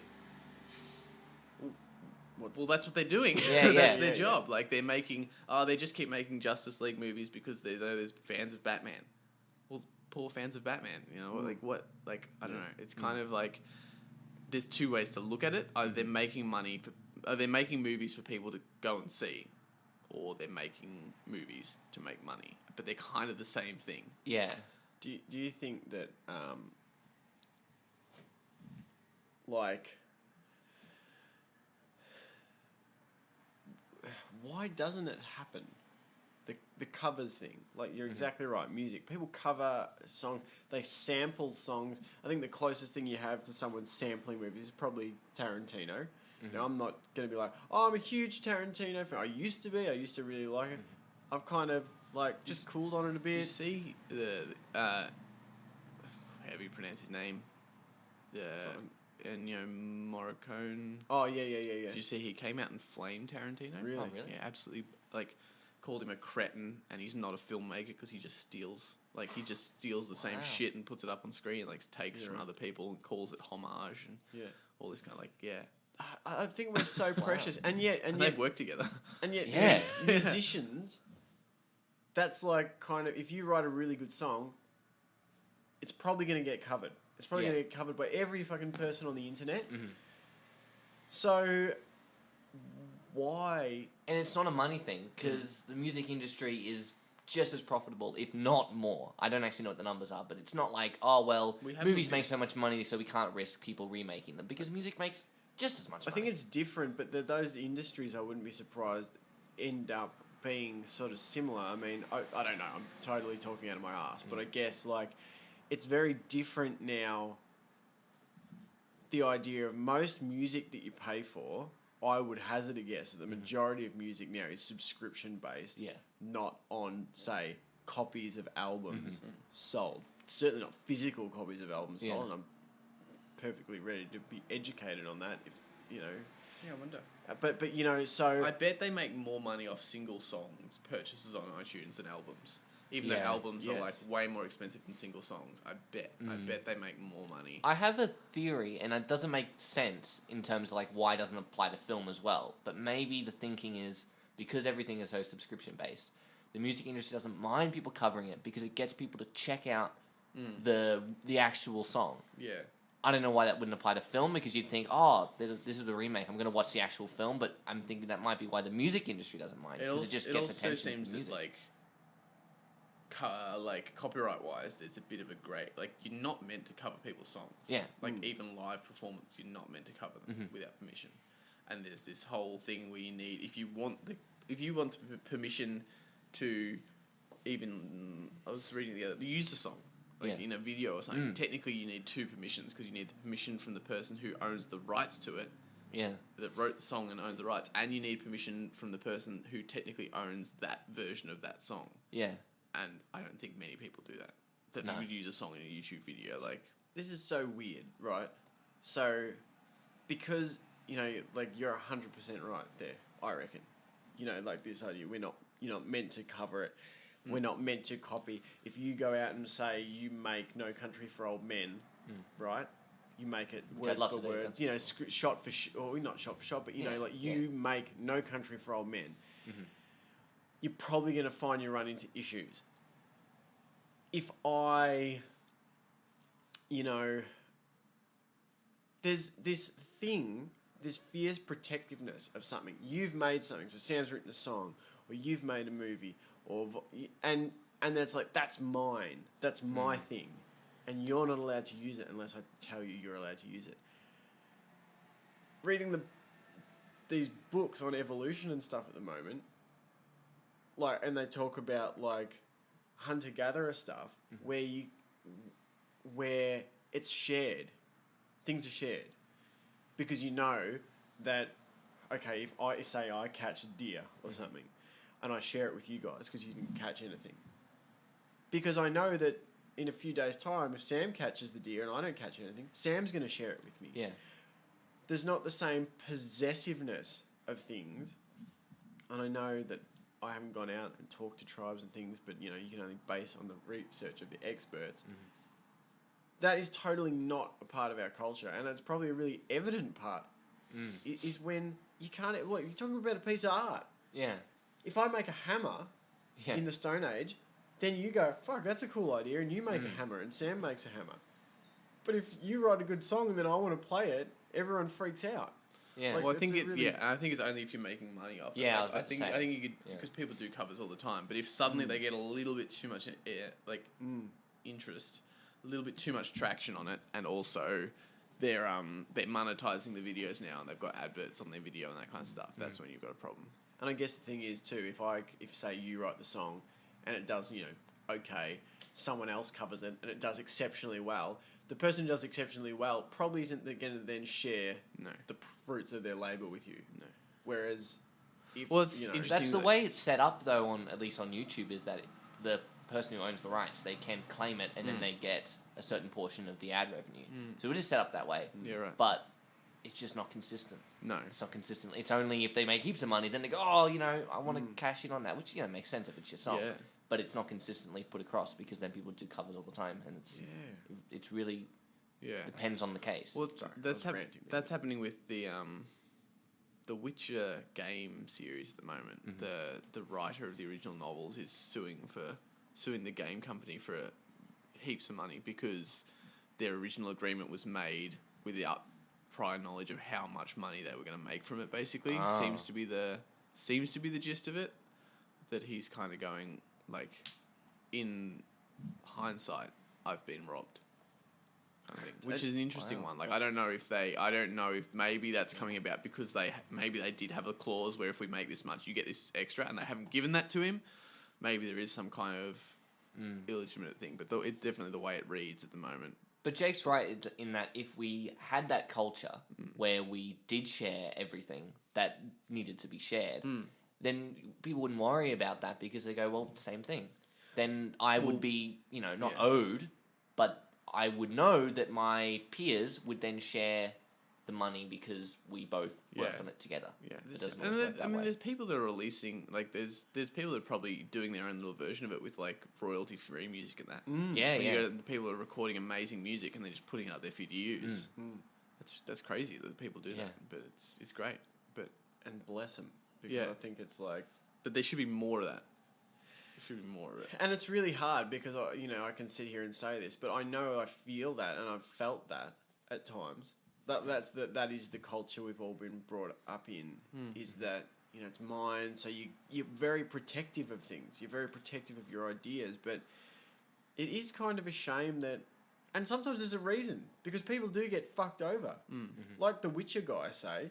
Maybe. Yeah. There's one angle of it where you could say, yeah, exactly, without knowing the story, you know, you kind of go, well, he's just, you know, making a cash grab now and he didn't invest. Fuck him. He didn't, you know. Yeah. But at the same time, if you take someone's book that they've created the whole world, the ideas, the themes... And you just keep making money off it. Yeah. And you flog that dead horse, surely there's a party that goes, well, this guy really did make it. Yeah, maybe we should give him a bit extra.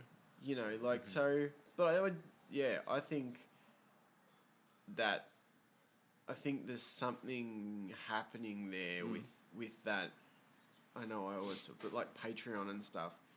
There is something happening now where people are starting to go, let's kind of communicate about this and let's... I don't know. Well, you can't even do, like, fan films of, like, big properties. There was Yeah. that whole, like, they were trying to make this Star Trek fan film that didn't feature any characters from the Star Trek films, any names of any, like, ships or planets, but the fact that it's set in the universe... They got sued, and I can't remember what happened in the end. Who won? I'm sure the Star Trek people won. That's They had more money, insane. but they couldn't make the movie. The Power Rangers movie that got taken down because they were they rebooted Power Rangers, and so they were bringing out their own Power Rangers ones. They were like, well, you can't have your fan film out there. But I think there was enough pushback that it's up online now again. Now Yeah. the Power Rangers. Good. Yeah, because the studio's now like, oh, we've got all this attention on Power Rangers, and we're Yeah, gonna make more yeah. money, so we won't press you anymore. Yeah. Isn't that Have the- you seen the Power Rangers? I think I've seen part. Is it the one that they did sort of that's kind of big? It's like- really gritty Yeah, and yeah. like got legit martial arts Yeah, and yeah. like blood going everywhere and James Van Der Beek and isn't that the way that things get better? That someone makes a Power Rangers movie that's amazing. Don't you then as a studio go, fuck, well, we can probably buy this off them for $1 million, say. Yeah. I thought that was a big mistake. That why did they wanted to make a Power Rangers movie? Why didn't they get those people? And imagine all the fans that would flock to them when they're like, "Wow, those guys are gonna make Yeah. the Power There's that Rangers protective movie." thing of like, oh, but Power Rangers Yeah. are our, that's It's our control. thing, it's mine, Yeah. you know. And I mean, it's relatable. Like I felt Definitely. That. Like you get possessive about stuff. You get possessive of ideas. You get possessive of stuff you haven't even made. I get Yeah. possessive of stuff. Like if I like recommend a movie to someone, and then they go and like recommend it to someone else, and then I hear someone saying, "Oh, thanks for the recommendation," to that person, I go, "But Yeah. I recommended it to them. It was Yeah. my idea to watch the film." Yeah. But it's I like, started it all! Yeah. Isn't it funny? Like that whole thing. And I mean, it's always, I see it as a good opportunity. It's always a good opportunity to kind of like look at that. What is that? I find that share housing. I was saying to Talia the other day about how amazing it is that if you think we started off, say, 6 years ago, living in separate houses, you know, 2 rents, 2 electricity bills, blah, blah, and then we moved to Lurg. It's a 6-bedroom house. It's big. And now we've moved to a 3-bedroom house, you know, with a bus. Like, I feel like if you had have said to us, you know, what you got to do is you got to live in a 3-bedroom house, blah blah blah, one bathroom or one, Yeah. like there'd be parts of you that just go, holy crap, how's that going to work? That's going to be stressful. But as we've done it, I feel like you just more and more get rid of the shit that doesn't serve the situation, and you just get easier and you get more and more adaptable. You know, I think it's I've just recently just been feeling so like grateful, but at the same time, there's been very deliberate choices to get ourselves to these points. You know, so yeah, like I say, grateful. I guess I'm just grateful that we've got. Yeah, that we've I don't know, had the courage to do it or the opportunity to do it. I don't know. That's weird. I suppose grateful and opportunity sounds like someone's given it to us, but really that's something I feel like we've cultivated. Yeah. I mean, parts of it were given, obviously, but Yeah. parts of the overall Definitely. thing were given by the universe. I don't know how that related, but I was just thinking about growth. Personal growth has been on my mind recently about, and just those sorts of things, letting go and looking at, why do I think like this? Why does this really like make me uncomfortable or More comfortable? yeah. It's just really interesting when you start pulling it apart for yourself. Yeah, I kind of find it more interesting at the moment what makes you feel comfortable than Yeah. uncomfortable. Just I feel like why, like playing video games, like how at peace you are when you're doing that. Like I don't think and I think it could be definitely viewed as a bad thing or a good thing for sure, because it's like, well, you're switching off and you're not thinking about your problems and you could get lost in it for hours. But I guess I don't do that so much anymore, so it's kind of okay. It's not like, you know, there was definitely a period when I first got like a game console. I was living out of home where I'd just like, I'm working at night, so I'm just going to play all day. And I'd like finish a game in a day or whatever. I don't do that. But that, like, yeah, like it's one of the few times, like watching a movie, playing a game, where you just do not think about other stuff.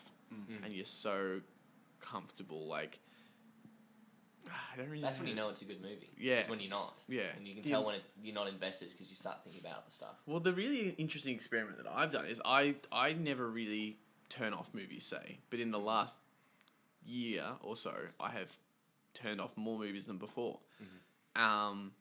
because I'm like, they're not explaining it well. It's not grabbing me and that kind of stuff. But now I don't touch anything when I'm watching a movie. I can't pick up my phone to IMDb. Can't answer a text or an email or whatever. Yeah. And I don't think I've turned a movie off since. Or if I have, I've really known why. Like I've been like very quickly like, no, it's just not for me. Yeah. Another thing I thought, it's really weird how this has worked because I've never had it before. But there's been a couple movies that I've been watching, and you guys have been over to my place, and I sit in the back of my bed and I watch the TV. Yeah. And I'm not like that invested. But I'm like, okay, and I'm getting a bit tired. And then if I just sit at the base of it on the pillows and I'm right up there, for some reason I just get instantly invested. Yeah. So I think it's a weird thing how you just got to be in the right mindset to be watching a movie. You can't be tired. That's one thing that I've noticed. You can't be like, oh well, I'm feeling a bit, whatever. I'll just watch a movie. I can't do that. I've got to be kind of up and ready. Yeah. And then posture. Another thing I've noticed, I've got to be in the right posture. If I'm laying down, I'm kind of lounging, then I lose interest and I start thinking about other things because I'm not invested. If I'm sitting upright, TV is the only thing I'm focusing on. No phone, any of that. Just instantly. Like, I was watching Fury the other day on Netflix, which I really liked. Oh, good. I really loved it. But the first half... Shit, I didn't know that was on Netflix because I wanted to watch that at that movie, our movie day. Oh, yeah. And I was like, we don't have it. We got but I was watching the first half and I was, liking it, but I wasn't really too invested. And then I went, okay, I'm going to sit up the front because I was thinking of this, because I had an idea that maybe this is something. Yeah. That I'm just kind of lounging in my bed and that's a thing. And then I sat up at the base of it, right posture, phone away, turned off, no notifications or anything. And in the second half, it might have been a coincidence, but instantly loved it. Super tense. Like, I really was into it. Do you reckon that's airways? Maybe. Do you reckon that plays a part in it? Probably. Like, you can breathe better, your head's clear, you're more alert, whereas you're lying down, you're twisted, and you kind of... And you've made a choice. Yeah. Things like that, where like you're saying, like, you don't touch your phone. Yeah. You don't And I'm not someone that, like... I mean, everyone says this probably, but I'm not someone that does a lot on your phone. Like, I really only go on IMDb to look up movie stuff or talk to people. I don't have Facebook. I don't really, you can't watch YouTube. Obviously, I don't YouTube when you're watching a movie. So I don't know what I was doing on my phone before. But I was just, like, ready to go, that guy looks familiar. I'll look him up. Or ready to receive a text and say reply. But just, like, putting that out of the equation completely. It's just made me like enjoy or dislike so many like movies much more clearly, but definitely enjoy more. Like I'm just like way better at just going, I'm going to enjoy this. Yeah, and I hate it when I get a text in the middle of watching a movie or right at the start and the content of the text somehow is like, annoying or whatever just distracts me, and then it kind of just, it's hard to get back into it. Yeah. And you don't encounter that when you just don't look at the phone. Yeah. And Sorry, for God, no, I was just going to say, for God's sake, why is another thing of like tinkering? That's one thing I really am like in on at the moment. Changing shit up, experimenting. It's why I like shave my head. Yeah. Because I keep getting like this psoriasis issue, and I keep going, no, I can grow it long, I can manage it. And then I was like, this is stupid. I know it's better when I shave my hair short. I'm shaving it short. Normally I fret for like weeks about what I'm going to do with my haircut. Yeah. And I just grab the clips and went bzz, bzz, bzz, bzz, and clipped it all off. Done. And it really made me think about those sorts of things. But I think when you make deliberate choices, it's incredibly empowering, and it changes your whole experience of the thing. Like, I will often leave my phone now if I go for a walk, and it's amazing the things that you see. Yeah. Yeah.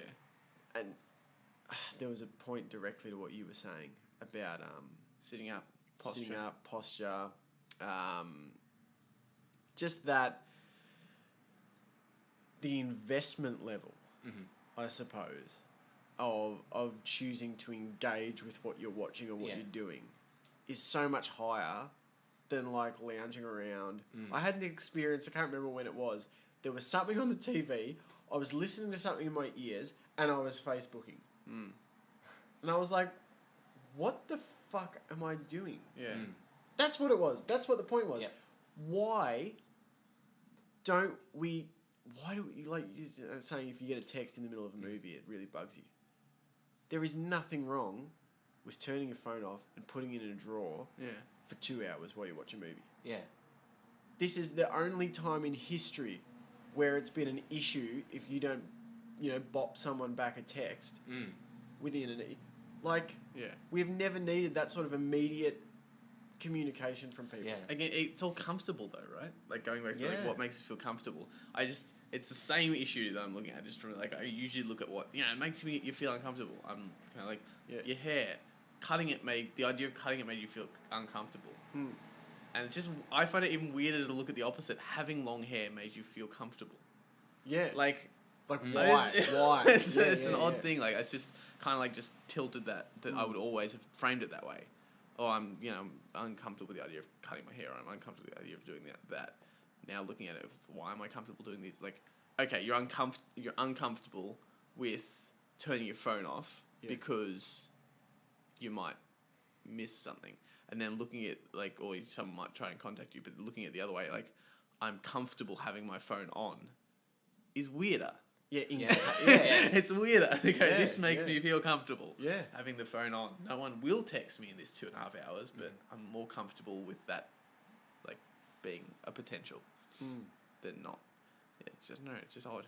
Yeah. It's a really odd thing. We live so much in the what if, like the anticipation mode. It's like, Insurance. and I mean they've done those things. They've done the studies. Those things. Those those studies. those things. No, but of like notifications and stuff. That you get a little dopamine hit when you get a like. Yeah. So it's kind of like you're a rat pushing the palette button, kind of going refresh. Will somebody like my photo? Will somebody like what I've said? Someone validate me? Yeah. So like, the idea of like portable gaming and stuff, I'd probably have less of an inclination towards than gaming consoles, because I feel like games are the same thing. Like you do the mission, you level up, you whatever. You get dopamine, like you would think heaps, you'd think massive amounts of it from it. But I still like the old school version of you play it for an hour and get that, and the structure of that is in the game. The structure of you do this, you get the reward, you do this, you get the reward. But then you have to step away from it. Yeah. I feel like that's healthier than the dopamine hits from having your phone on you all the time and always looking for that reward system. I don't know. I'd be interested to know what someone more educated in the field thinks of that, but that's kind of how I feel about it. I have to talk to Asher and Talia about Pokemon Go, and so Well, I mean, I don't know. I just feel like that you make that choice to sit down, sit down the game console, like sitting down the slot machine. For like an hour, I'm gonna get that. I'm gonna have that very clear reward system that you just can't get in life. But the moment you can get it in life, you sort of have that reward system wherever you go. Well, and I think it's funny what you choose to play. Like, what games are you playing at the moment? Red Dead Redemption and Assassin's Creed. What game am I playing? I'm playing Far Cry Primal. Talia's playing Skyrim. The theme being all games where you're out in nature, relying on your wits to overcome problems. Yeah. Like, that really says something about what, like, Far Cry Primal is a primal... Like, it taps into something for me. Like, the adrenaline of being chased by an alligator when you're swimming, or swooped by an eagle when you're climbing up to try and get feathers out of its nest. I think there's real indicators, because most video games that people play, it's to put them in an adrenaline situation. You're playing as secret agents, or you're playing as warriors. Or It's escapism, but it's not like escapism like Oblivion. It's like kind of the opposite. Escapism is into immediacy. Yeah. Into actual danger. And like right now. And the weird thing is, it's like it's an escapism back to something that we identify with. Yeah. In here, like it's tapping all those old reward systems. Yeah. Of make the thing, upgrade the thing, make the hut, Live and then through the night. Yeah. So like, I think it's not escapism in terms of into some fairyland. It's an escapism into what we kind of biologically remember in a lot of ways. It's, I don't know, it really is gathering things like you do it in all of those games. You're looking for things in the landscape.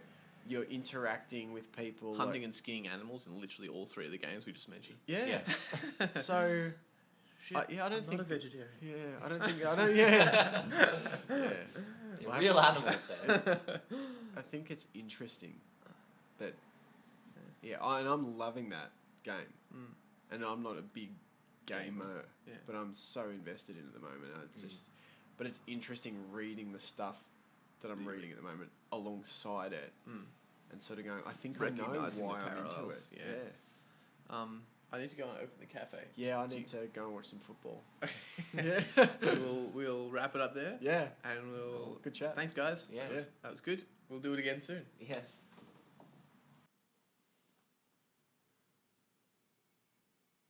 Thanks for listening, folks. That was Jack Johnston, who is, when he's not being a renowned Wolverine communicationalist, is a pretty adept independent filmmaker. Pretty cool dude. Yeah, All around. I really enjoy talking to him, just whenever. Podcast or no, I enjoy talking to him. Sorry if we spoiled any movies that anyone hasn't seen, but, you know, it's the climate we live in these days. Live in a spoiler culture. Yes, that's right. There's 3 certainties now: taxes, death, and spoilers. That's right. You will have the episodes of Game of Thrones ruined for you. All right. Thanks for listening. Thanks for listening, and we'll be back with another episode of Suck On It very, very soon. Peace.